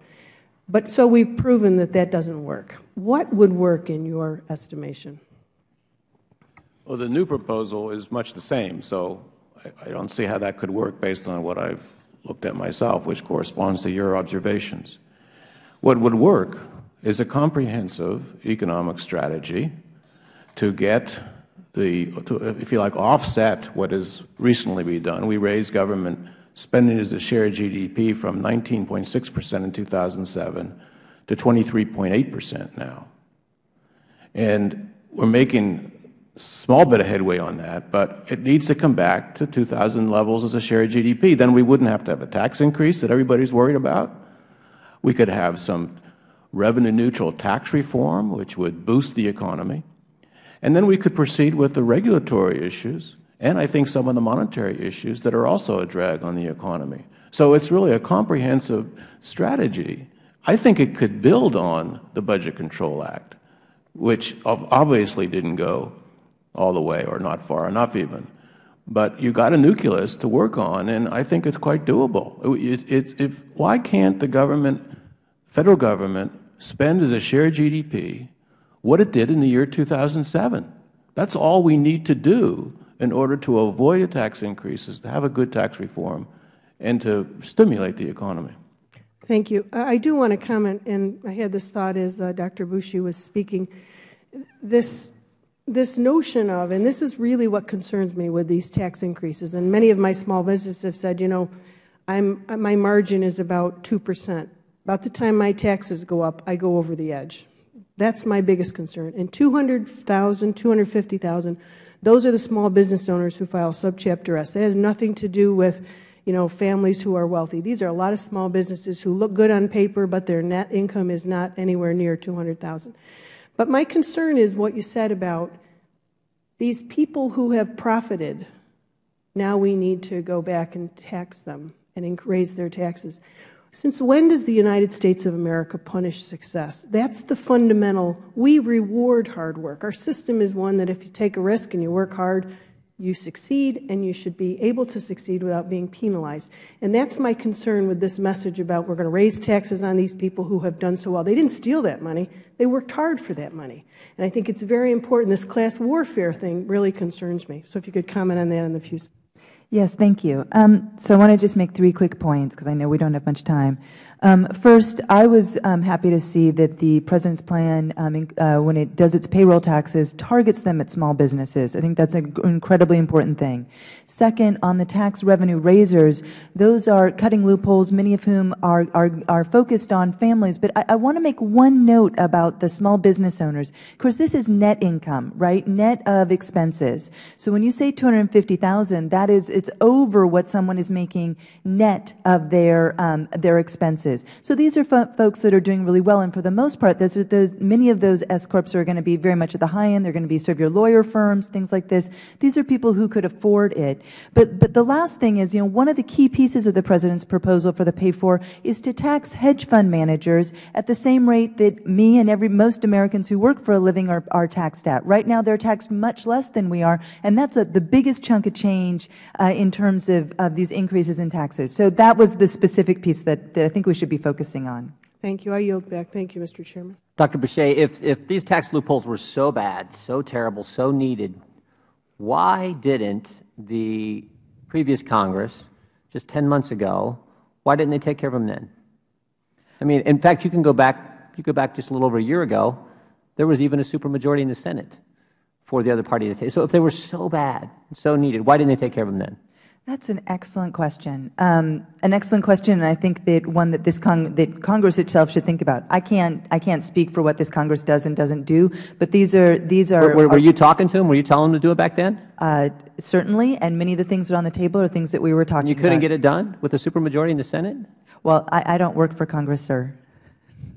But certainly this taxing of hedge fund managers is something that people have been talking about for quite some time, that they should be taxed as the same rate as everyone else who works for a living, not at a much, much lower rate. Okay. I'm going to pick up where Ms. Burkle left off on one of the things we thought in this debt ceiling debate made sense was a proposal that we put forward we thought was starting to break through with the American people. We called it cut, cap, and balance, cut spending in a bigger way the first year, not just $21 billion, but over $110, $111 billion. Cap it as a percentage of our economy, Professor Taylor, to get it back in line where it's historically been, around the 20% range of GDP, and then build towards a balanced budget amendment. So we thought that made sense. We were actually willing to raise the debt ceiling if, in fact, we put that kind of plan in place because we thought that wasn't some deal. That was actually a solution. But we also understand the importance for growth, and I would argue we need something like cut, cap, balance, and grow. And tell me what the tax reform part of a growth component would look like. And I want to start with Ms. Roth first. Here's one thing also, and I'll get right to you guys. The town halls I had over August, one of the things that came through loud and clear was Americans inherently want fairness in the tax system. What bugs Americans, I think, 2 things, and appropriately so. And they want fairness in the true sense of the word, not fairness the way the left defines it as, oh, tax people who make money, tax them more. But fairness in the true sense of the word. They don't like the idea that 46% of Americans don't pay income taxes. Now, we understand they're paying payroll taxes if they're working, but they're not paying income. They don't like that fact. And Americans also don't like the fact that GE doesn't pay taxes the second quarter. They think that's ridiculous as well. So they want some fairness component simplified component to the tax package. But tell me, Ms. First Scott Roth, what you think that looks like, the tax reform in a growth concept that we need. What we need to do is get rid of the loopholes and lower the rates, similar to what we did in 1986. And there was, as you recall, many years of growth and employment growth after that. And that makes the tax system more fair, it makes it simpler, and it's a win-win situation. I suggest a revenue-neutral manner of getting rid of the loopholes and lowering the rates, so we would end up with the same amount of revenue as we did before. Then, with a more efficient economy, we would be pulling in more amounts of tax revenue. Great. And would you advocate a flat tax? Lower the rates, keep multiple brackets, or move to fewer brackets, maybe one tax? What would you advocate on the income side? My ideal would be a tax, a flat tax. Other than that, and maybe two rates. Bracket. Okay. Lower the corporate rate. You'd be for lowering the corporate rate. You think that I makes would sense? also be for lowering the corporate rate in a revenue-neutral manner, as before, taking away the loophole and lowering the rates. I think that makes all the sense. And what about repatriation, bringing back dollars? I would be very much in favor of repatriation. Professor Taylor. There are trillions of dollars abroad that would you agree with that kind of approach is what is needed for growth? Absolutely. Tax reform, which is revenue neutral, should be the goal. And that will increase economic growth because those lower marginal tax rates are lower, it creates more incentive, and you generate the same amount of revenue. But also that will generate more revenue because we'll have more growth. Right. So revenue-neutral tax reform, and we've gotten away from that, actually. People are now talking about tax reform to mean, oh, we can now tax more so we can spend more. That is not tax reform, as I've come to know the term over the years. Mr. Lindsay, Mr. Schiff? Yeah, well, ideally, you would abolish the corporate tax completely. I mean, corporations don't pay the taxes. Their shareholders pay the taxes. So tax them at the shareholder level. The employees pay the taxes when they get paid. But again, ideally, we'd have no income tax. We'd have no payroll tax. If the Federal Government needs revenue, let it raise it through a national sales tax. It'd be much more conducive to tax people when they spend their wealth, not when they accumulate it. I agree with all that. The argument is always that, well, if we only tax spending, the rich don't spend all their money. Precisely. The money they don't spend is what grows the economy. That's what produces the jobs. If they're not spending the money, it's benefiting everybody but the rich. The rich enjoy their wealth when they spend it, and so that's a much better time to tax it. But as far as your budget plan, I think Congress is much underestimating how much time we have to deal with this crisis. I think there is a sovereign debt crisis and a currency crisis coming to this country soon, maybe even before the next election, and that will be far more catastrophic to our economy than what happened in 2008. Well said. I mean, I couldn't. The window of time to fix this is closing very rapidly, and it just underscores how serious it is. Mr. Lindsay, and then I'll move on to our ranking member. Yes, I generally agree with what's been said here on the tax reform side. I'm in favor of a tax system that's as neutral as possible to economic activity rather than trying to maneuver people like rats in a maze to do whatever the favored flavor of the month is. As far as the corporate income tax, in a perfect world, it wouldn't exist because we have a double taxation. Generally, we should be shifting the tax system away from taxing good things like work and savings, and we should be shifting it to focus on consumption. Great. Thank you, Mr. Gentleman from Maryland. Thank you very much. Dr. Boucher, I think you had mentioned earlier that the percentage of GDP with regard to taxes is lower now than it's been in a good while. Is that right? Yes. I mean, but right now, of course, we've had tax cuts because of the Recovery Act. But yes, but it's also lower than most other OECD countries, other economically developed countries. So in other words, share of GDP. And so, in other words, you were saying, make sure I understand this. We're paying of GDP. We're paying less taxes, percentage of GDP, less taxes than we have in a long time, or in history, or what? In quite a while. I don't have the exact number at the top of my tongue, but I'm happy to get that to you. I can't remember exactly what the year is. But it's low. Long, yes. And of course, we had 2 wars. We had the prescription drug program, and they weren't paid for, and at the same time, we were reducing taxes. Is that right? We reduced taxes sharply in early 2000 and did not reduce our expenditures commensurate with the lower taxes. And it did not lead to the kind of rebound in economic growth that would make those taxes, quote unquote, pay for themselves. If I could just make one more point on that, in fact, after those tax cuts, you saw the economic recovery of the 2000s was the weakest in the post-World War II era in terms of growth and investment, employment gains, and it was the only economic recovery since the end of World War II where families ended the recovery in 2007 with less income on average, the median family, than they had in the year 2000. Well, most top economists are saying that the President's American Jobs Act will boost the economy and create jobs. And Mark Zandi, chief economist for Moody's Analytics, is forecasting a 1.9 million job boost and a 2% lift for GDP if the President's package is passed as proposed. Alan Sinai, chief economist of Decision Economics, states, and I quote, "Payroll tax cuts are very powerful. They provide a boost to direct income and, in turn, spending, which is important to growth."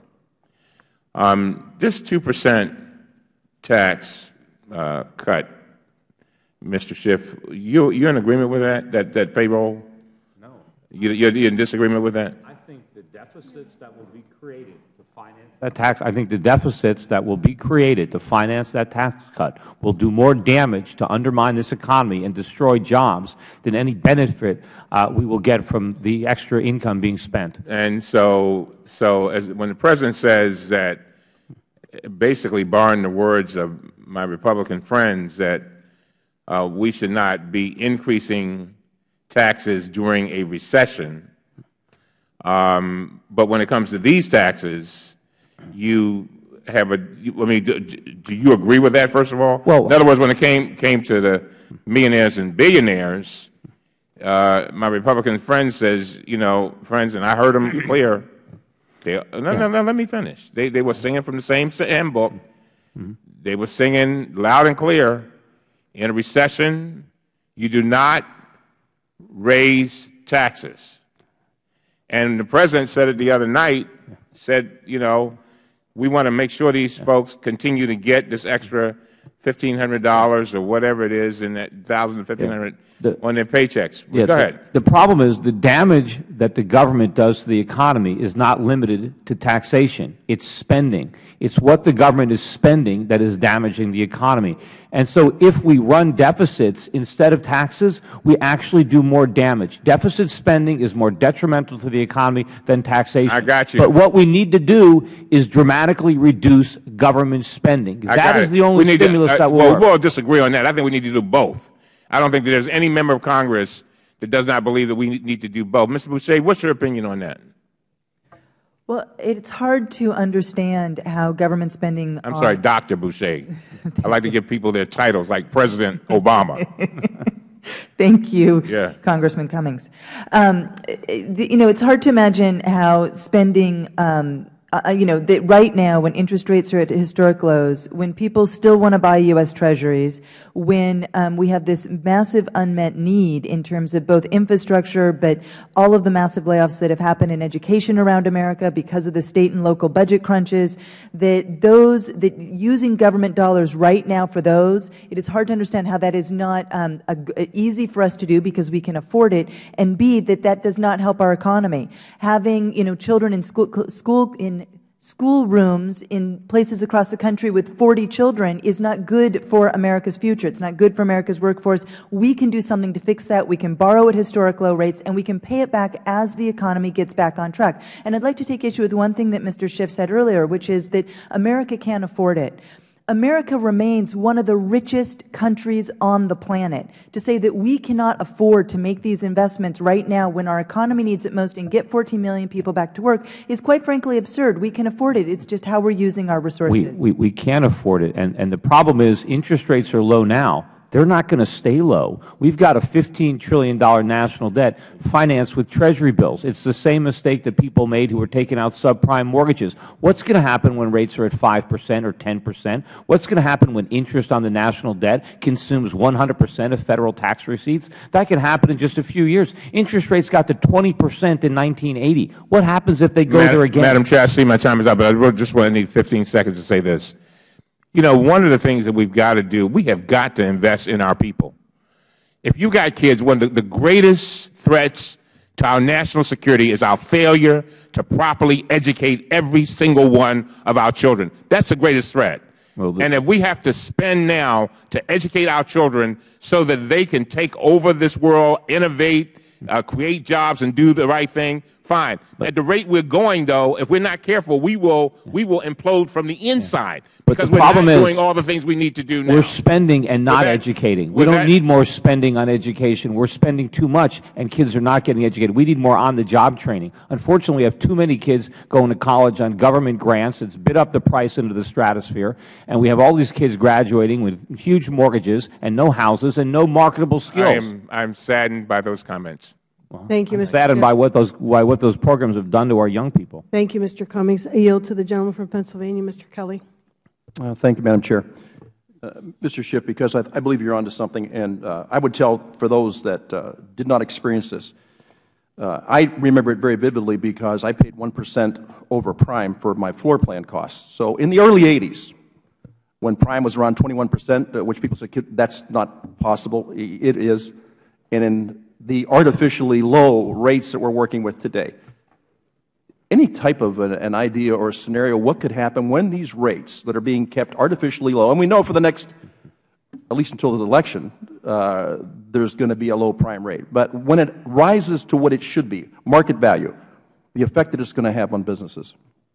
Well, I mean, the problem, the artificially low interest rates right now are one of the main problems that the economy has, and I think we're pursuing those rates to prop up insolvent banks, to necessitate the government bubble, the borrowing from the Federal Government. And when interest rates ultimately rise, all the banks that you guys bailed out, they're all going to fail again, because they're insolvent. They're only kept afloat by the cheap money from the Fed. Their portfolios are loaded up with low-yielding, long-term mortgages and government bonds. And when interest rates go up, the value of those assets will collapse. But they have to go up, because eventually the dollar will sink so much, prices will rise so much, nobody will lend us money. The dollar won't be the reserve currency. Right now it's kind of benefiting from the fact that there are problems in other parts of the world. But look at the price of gold. It's at $1,900 an ounce for a reason. Right? It's going up because of all the inflation that we're creating now and all the inflation that we're going to have to create in order to keep interest rates at these low levels. And the only way to solve our problems is to let interest rates go up. And they're going to go way up. And then what are we going to do? I mean, if we keep inflating this bubble, if we let the national debt get to $20 trillion and then rates go to 10 or 20%, you know, what people are saying now is exactly what they said during the real estate bubble. People used to tell me, Peter, you're crazy. Real estate prices will never fall. Well, now we know what happened. People are now saying the same thing with interest rates. We don't have to worry because interest rates will never rise. They will stay low forever. They won't. No, and you're right. The only thing we know for sure is they're not going to rise before the next election. Well, we don't know that for sure. They're going to try everything they can to prevent it. And the other thing is going to happen is we print money that isn't backed by anything. Our lenders are going to say at some point, you're paying me back with money that isn't worth what I lent you. We're destroying the value of our money, and that's why prices are rising. Oil prices aren't going up. You know, in fact, Ron Paul pointed out in his last debate, you can buy a gallon of gasoline for a dime, as long as you have a dime that was minted before 1965. It's because our money is being debased by the Federal Reserve, and that's what's happening. Prices aren't going anywhere. The value of our money is declining, and it's going to lose a lot more value in a very short period of time if we continue these policies. And the President's new plan, there's a $4,000 incentive for hiring people who have been unemployed for long periods of time. For somebody like yourself who's an employer, and somebody who, like myself, who is an employer, who interviews people, are we picking winners and losers as to who it is we're going to hire? Yeah. Well, absolutely. In fact, this is another example of things that are going to backfire. The government is proposing a plan to make it illegal for employers to discriminate against people who have been unemployed for more than 6 months. The effect of this is going to be is nobody is going to interview anybody who's been unemployed for more than 6 months because they don't want to risk a lawsuit. All this plan is going to do is going to mean if somebody was going to hire somebody anyway, they'll try to hire somebody they'll try to interview people who have been unemployed for about 5 months so they can start them at the 6th month so they can get the tax credit. But it's simply going to shift jobs away from people who are newly unemployed or long-term unemployed to people who have been unemployed for a specific period of time. I think the most it's going to do is influence minimum wage, because basically I said earlier that we should abolish the minimum wage. What that $4,000 tax credit does is temporarily substantially reduce the minimum wage for a 6-month period of time. So I think on the margin you'll create some minimum wage type jobs on a temporary basis, but it's not going to be any kind of great stimulus. And as I said, the deficits that we will generate to finance the tax cuts will destroy more jobs than those tax cuts create. Yeah. And I would agree with you on a lot of these things. It is totally bizarre to me that the people we expect to do the most lifting are the people that we put the most burden on, and continue to overburden them with regulations that really don't, in the long run, cost-benefit analysis doesn't plan out. I'm not saying they weren't good intentions to start with, but when you look what's happened, and it makes it so difficult on those people who are absolutely being depended upon to lift that load, it is bizarre to me that anybody could look at this logically and think this is a plan that makes sense, when in the history of the world we don't have any data that would suggest that that's possible. So thanks so much for being here. I yield back. Thank you, Mr. Kelly. I now recognize Mr. Kucinich. Thank you very much. Mr. Schiff, you've made a very strong case about cutting government spending. Does that include the Pentagon and ending the wars in Iraq and Afghanistan? It absolutely includes that. Okay. In fact, I would put that high on the agenda. I've just got a few. Thank you very much. Now, Ms. Furchtgott-Roth, in your written testimony to this committee, you make an assertion that I wanted to review. You stated the acting general counsel of the NLRB wants to stop the Boeing company, which has a backlog of over 800 Dreamliner aircraft on order, from using its new aircraft manufacturing plant in South Carolina to bring Dreamliners. That's on page 5 of your written testimony. Yes. Are you aware, ma'am, that the NLRB has not sought as a remedy that Boeing can't produce its products in South Carolina? The acting the acting general counsel's complaint against Boeing says that as long as Boeing's decisions are not made for illegal motives, it can have work done. It can have its work done in South Carolina. I want to quote from the NLRB complaint. This is a quote. Other than as set forth in paragraph 13A above, the relief requested by the acting general counsel does not seek to prohibit respondent, talking about Boeing, from making non-discriminatory decisions with respect to where work will be performed, including non-discriminatory decisions with respect to work at its North Charleston, South Carolina facility, unquote. So, Madam, are you aware that the case brought by the NLRB's acting general counsel against Boeing is about work that was illegally taken away to retaliate against workers for engaging in acts that are protected under Federal law? The remedy is that the work that was transferred must be performed in Washington, not that Boeing cannot produce planes in South Carolina or any other state. Are you aware of that?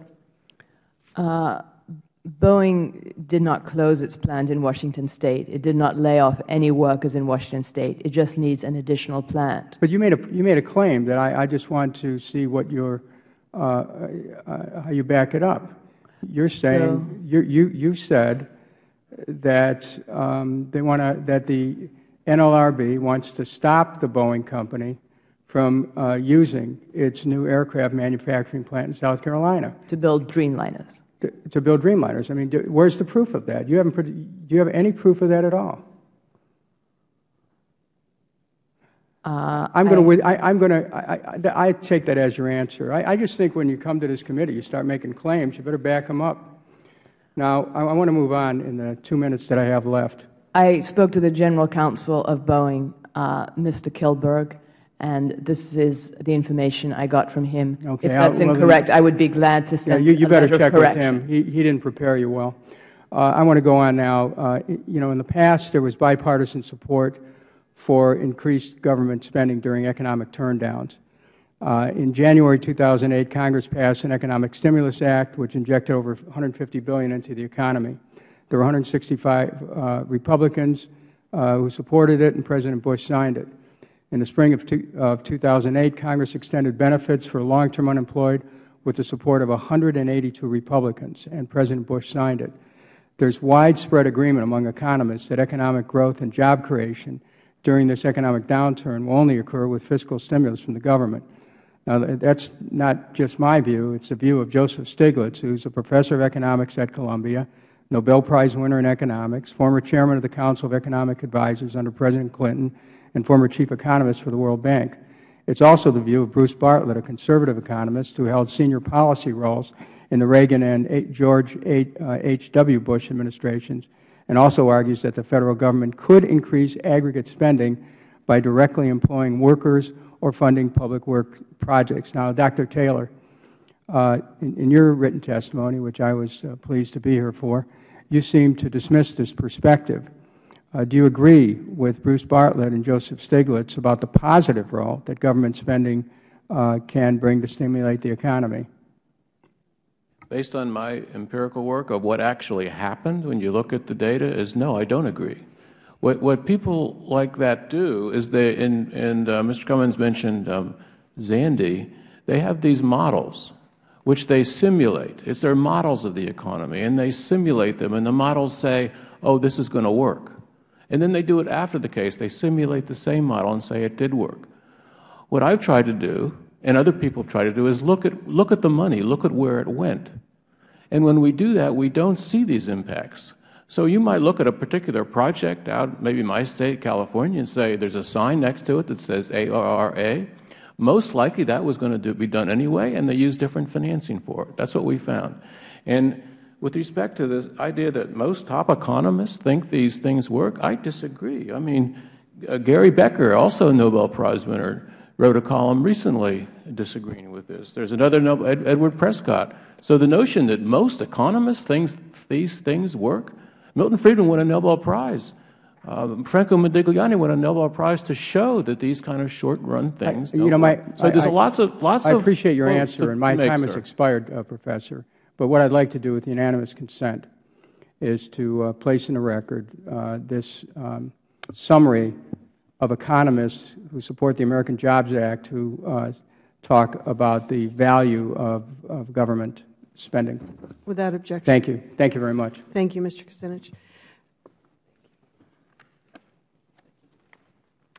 I just want to sort of pick up where Mr. Kucinich left off, and that is with regards to these economic theories and what works and what doesn't work. Professor Taylor, if you wanted to finish up, and then we would maybe just move down the panel. There seems to be disagreement, and I'd like to hear your perspectives as what works and what doesn't work. We can learn from history about what works. So, for example, in the recovery from the last deep recession we had in the years '83 to '84, that recovery, we had economic growth of average 6.5%. We didn't have one of these short-term stimulus things at that point. We had a permanent tax reform, a permanent reduction in tax rates. There was no comparison. Unemployment came down rapidly. Job growth grew, unlike what's happening now. And then you can go back to other periods, and it was the 1970s, more recently, and see the same thing. So to me, when people study these carefully, they come to the conclusion that the shorter term, temporary, and I would add targeted to that, policies don't work. What works are these more permanent, more lasting policies. And that's what we need so much if we were going to get the unemployment rate down. The unemployment rate is high because economic growth is low, and even the forecasters who say this is going to work predict economic growth will come back down again after a short-term boost. I don't even see the boost, but even if you get a boost, it doesn't deal with the problem. We need to get unemployment down to where it was before the recession, not just to have a spurt of growth and then we're back into the same situation. Thank you. I see we've been joined with our chairman, so I will yield my time to Chairman of Oversight and Government Reform, Mr. Issa. Well, I appreciate it, Madam Chair, but I was watching this in the back between other meetings and wanted to come out and show the special interest that I have in this subject. So no questions, but please continue. Very much. Ms. Fergat-Roth, I think we're up to you. Thanks very much. So just to build on what Professor Taylor was saying, with which I agree, there's the famous joke, what do you believe, me or your own eyes? We had an unemployment rate of 7.3% in January 2009. It's now 9.1%. At that time, about 22% in January 2009 of the unemployed were long-term unemployed, 6 months or more. Now it's 45%. The teen unemployment rate's gone up. The African-American unemployment rate's gone up. We can see that this isn't working. We do need to take a different tack. I would say fundamental tax reform offers the best chance of immediate economic growth, together with reform of regulation. I have written about regulations that were passed during Republican administrations and how those should be revoked also. One that I've written about is the incandescent light bulb ban, which was part of the Energy Security Act of 2007. And GE closed its last incandescent light bulb plant in West Virginia. And these kinds of regulations we need to take a thorough look at. It is already law that we should do a cost-benefit analysis of regulations, but it's not done.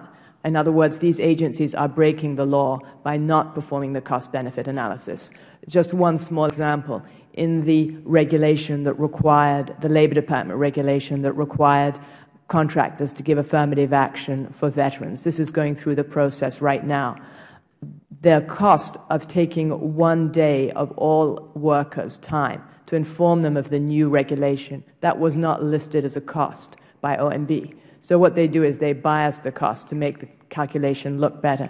And you all should make sure that these agencies not only do the cost-benefit analysis, which they are already required to do by law, but that cost, such as taking every worker in the plant and not letting them work for 1 day, is included also. Thank you very much. Dr. Boucher. Thank you. You asked what works, and I just want to make a few quick points. I mean, first of all, we all know that this recession has been deeper and more protracted. It followed a financial crisis. There's work by Carmen Reichardt and Rogoff that shows that these kinds of recessions tend to be different. Now, the recession of the early 1980s that Professor Taylor referred to, of course, was very different from this one. It was caused when the monetary authorities started to raise interest rates because of inflation. That's how we got to this double digit. And then in order to get down, in order to spur growth, monetary authorities had a huge bit of wiggle room to lower the interest rates, which spurred growth. And at that time, you could have a housing-led recovery, which is what you've typically had out of recessions in the United States. People go out, you lower interest rates, people buy houses, they invest in that kind of investments. You can't do that now because of the collapse of the housing bubble. So this recession is very, very different in terms of the recovery and what we need to do. But second, there's a lot of very good research that shows the impact of stimulus. I've cited a lot of it in my testimony. I'm going to direct you to one piece of research by David Johnson, Jonathan Parker, and Nicholas Sewell. I'm going to mangle his last name, so I won't pronounce it, but that looks at the income tax refunds of 2001 and finds that 2/3 of those dollars were spent within the first 2 quarters. That money was spent. There's a lot of research that shows how multipliers work and how fiscal expenditures in this kind of recession, not in all, this was very different from the early 1980s, and I think we need to be very cognizant of that. Finally, I just have one comment on Ms. Fergat-Roth's point about cost-benefit analysis. We should also make sure that we include the full costs of implementation, such as when you have disasters or calamities that have these catastrophic costs, like the financial crisis, when you're thinking about regulation. Thank you. Thank you. Professor Taylor, I don't know if you'd like a minute or less than a minute, actually, for rebuttal. Sure. Well, no recovery is the same as others, and no recession is the same as others. But that 1983-84 very rapid recovery also had drags on it. Housing was not the drag, but we had net exports, because the dollar got so high at that point, were a drag about 2% per year, negative. And right now housing is not going anywhere, but it's not taking away from growth. So every recovery has its problems. What's unique about this one is it's broad-based. Investment is down, consumption is down, firms aren't hiring, it's across the board. And that's why I think if you look and try to understand what's going on, you come to these questions about the policy. the uncertainty that it's caused, the worries about higher taxes, the worry about inflation, the worry about deflation. And that's why I think the remedy has got to be to fix that, not to try the things that we know didn't work from the past. And I can't emphasize enough that just because you can cite something that a Republican voted for in the past, that doesn't mean it worked. President Ford was a Republican. He had a temporary stimulus program that he voted for, and within a year of that, his own Council of Economic Advisors concluded that it didn't work very well and recommended it not ever be done again. And again, President Carter, Democrat of course, did the same thing. His advisors say, hey, it didn't work. And we learned that lesson for a couple of decades. Now we're back to the failed policies of the past. And I think it would be a terrible mistake to do it yet again. And that's what my concern is here. Thank you, Professor Taylor. Mr. Schiff? Yeah, I wanted to point out, Mr. Kucinich, unfortunately he left, but he made the point that prior stimuluses had enjoyed bipartisan support. Well, they didn't enjoy my support. I opposed them at the time. All of the efforts by government in the past to artificially stimulate the economy have failed. They have worsened the problem. The recession is actually part of the cure. The recession needs to be allowed to run its course. The reason we're never going to have a real recovery is because the government won't let us have a real recession. We have serious economic imbalances that I mentioned. We have an economy that is based on spending borrowed money. That can't be. Economies have to be based on savings and investing and production. We're trying to run an economy upside down. And in order to maintain it, we have to keep interest rates to zero. We have to run these huge imbalances. We have to import all these goods that we don't produce. We have to borrow from the rest of the world.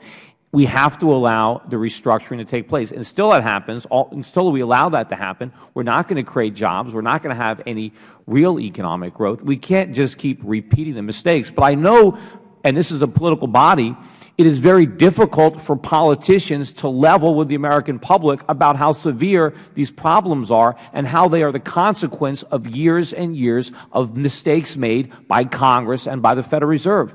There is a free market cure. It will work if the government gets out of the way and lets it happen. It's going to be painful. Just like anyone who has a drug habit, they check into rehab, they will come out better. But it's not going to work if every time they feel the withdrawal symptoms, they take another shot of heroin, because that's what these stimuluses are. It's a shot of monetary or fiscal heroin, and it's not going to work, and it only means that the eventual withdrawal is that much more painful because we got that much more drugs in the system that have to come out. Thank you very much. Mr. Lindsay? I share Professor Taylor's skepticism of countercyclical fiscal policy. There are sound theoretical reasons, or plausible theoretical reasons why it could work, but the empirical track record just isn't very good here or in other countries.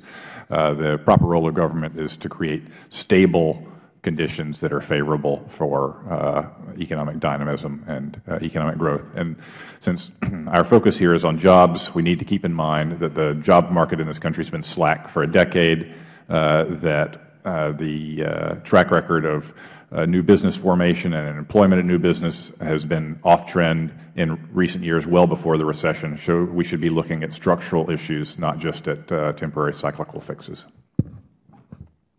Thank you. And I noticed in your testimony you did refer to structural changes versus cyclical changes. Do you think that the government's, or excuse me, the administration's new jobs plan includes any of those changes? It's overwhelmingly focused on temporary counter-cyclical measures.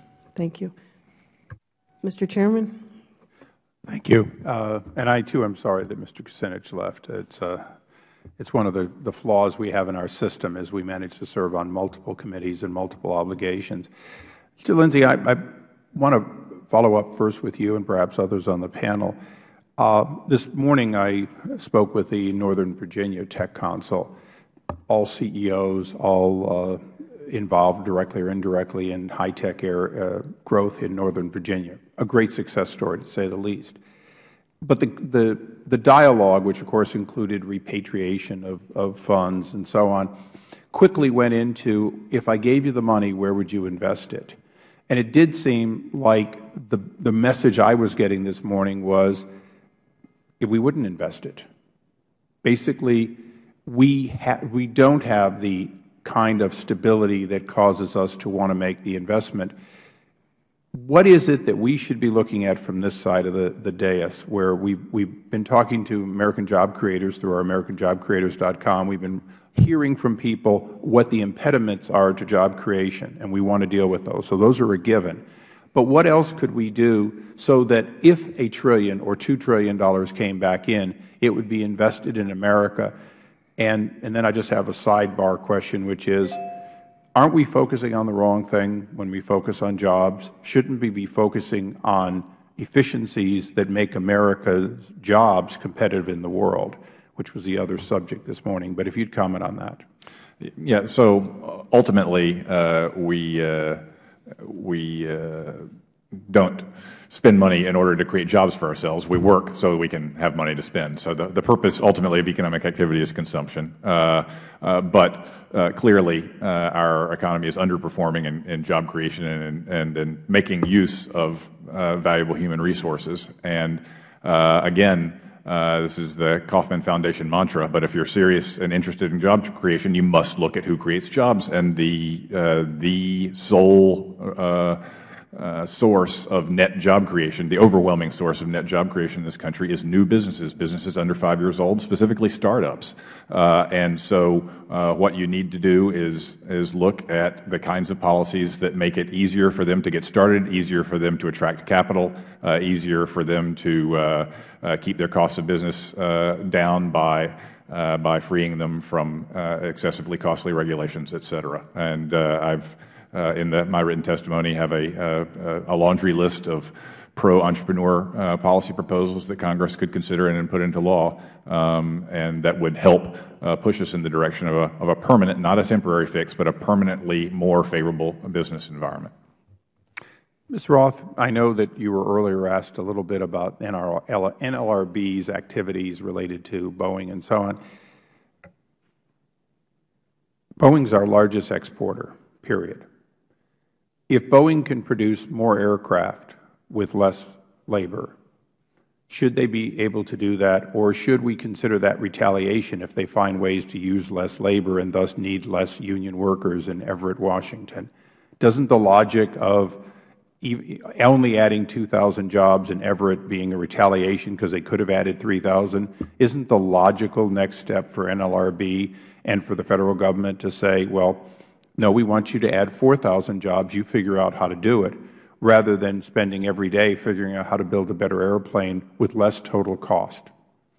What the National Labor Relations Board is doing to Boeing is absolutely unprecedented. I just want to know how far, if we let them take it, they should be able to take it next. Shouldn't they be able to just mandate X amount of new jobs in order to not be considered retaliation? No, it's in the benefit of the United States for companies to be able to choose their locations and to move from one location to another, which, by the way, Boeing did not. Boeing kept its plant in Washington State. We can just have a look at the violence in Washington State over the past week from the longshoremen who are destroying railroad carts and grain to give some indication of why an employer might prefer to build another plant elsewhere, if nothing else for geographic diversity, as well as because of different costs. And this is sending a chilling effect to employers who want to locate in unionized states. They might very well be stuck there if the NLRB continues with its current policies of not allowing them to move. It also puts them at mercies of strikes. If there's a strike over some perhaps needless or small issue, and then that is used in future as a rationale for disallowing another plant elsewhere, it works to the harm of the United States, because then companies just prefer to offshore their manufacturing. Isn't there a record of exactly that happening in Germany, for example? Even though they had a lot to be said for locating in Germany, for a long time you couldn't close an operation or reduce an operation in Germany, and as a result nobody would make an investment in Germany unless it was sort of a guaranteed investment, which usually was a government contract? Yeah, that is correct. And the EU also has rules against firing workers, which makes it very difficult for employers to take on workers. They know once they have them, they are stuck with them. In the past, we have benefited from flexible labor markets. We've created vast numbers of jobs. We haven't had unemployment rates 2 or 3 percentage points lower than Europe. We have laughed at Germany for its 9% unemployment rate. Now it's reversed. My fellow witness talked about the slack labor market in the earlier part of last decade, but in April 2006, we had a 4.6% unemployment rate. That's not a sign of a slack labor market. And I guess I'll ask a closing question because it's rhetorical, but it's important, I think, to the way I think, and perhaps your comments will help everyone. How many of you out of 5 believe Henry Ford did a service to America in automating and increasing the productivity at Ford plants during his tenure in the Model T and Model A? He certainly did. One of the things we can all agree on. Isn't that part of the challenge we face today, is if you can produce a better product for less, which also includes less labor, that's how you end up being a world-class creator of jobs? Isn't that the principle that for some reason stimulus, simply adding jobs by paying for them, does the exact opposite of less labor perhaps, but world-class labor that produces a better product for less? Mr. Schiff. Absolutely. In fact, to point out, Henry Ford was famous for paying his workers $5 a day. Highest in the world at the time. Yeah, but that was 1.25 ounces of gold, which at today's exchange rate is $2,500 a week. So Ford's workers were making $2,500 a week, the equivalent. They were paying no federal income taxes and no payroll taxes. There was no minimum wage and there were no unions. We paid the highest wages in the world, yet we produced the best quality, least expensive products. How was that possible? That was because we had the smallest government. We had minimal regulations, low taxes. And if we want to recreate American industry, we have to recreate that environment. We have to allow businesses to grow and prosper, and we have to remove all the roadblocks and the impediments that Congress has placed in their path over the years. Dr. Boucher, you're sort of surrounded here, so I'll give you the last word. Thank you, Congressman. I'm glad that Mr. Schiff brought up the $5 a day. That was an important point.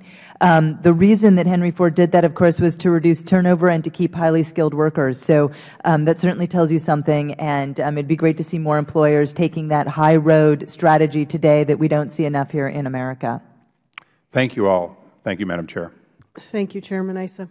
I'd like to thank all of our witnesses for coming here today and taking time out of your busy schedules. We appreciate that very much. And at this time, this hearing stands adjourned.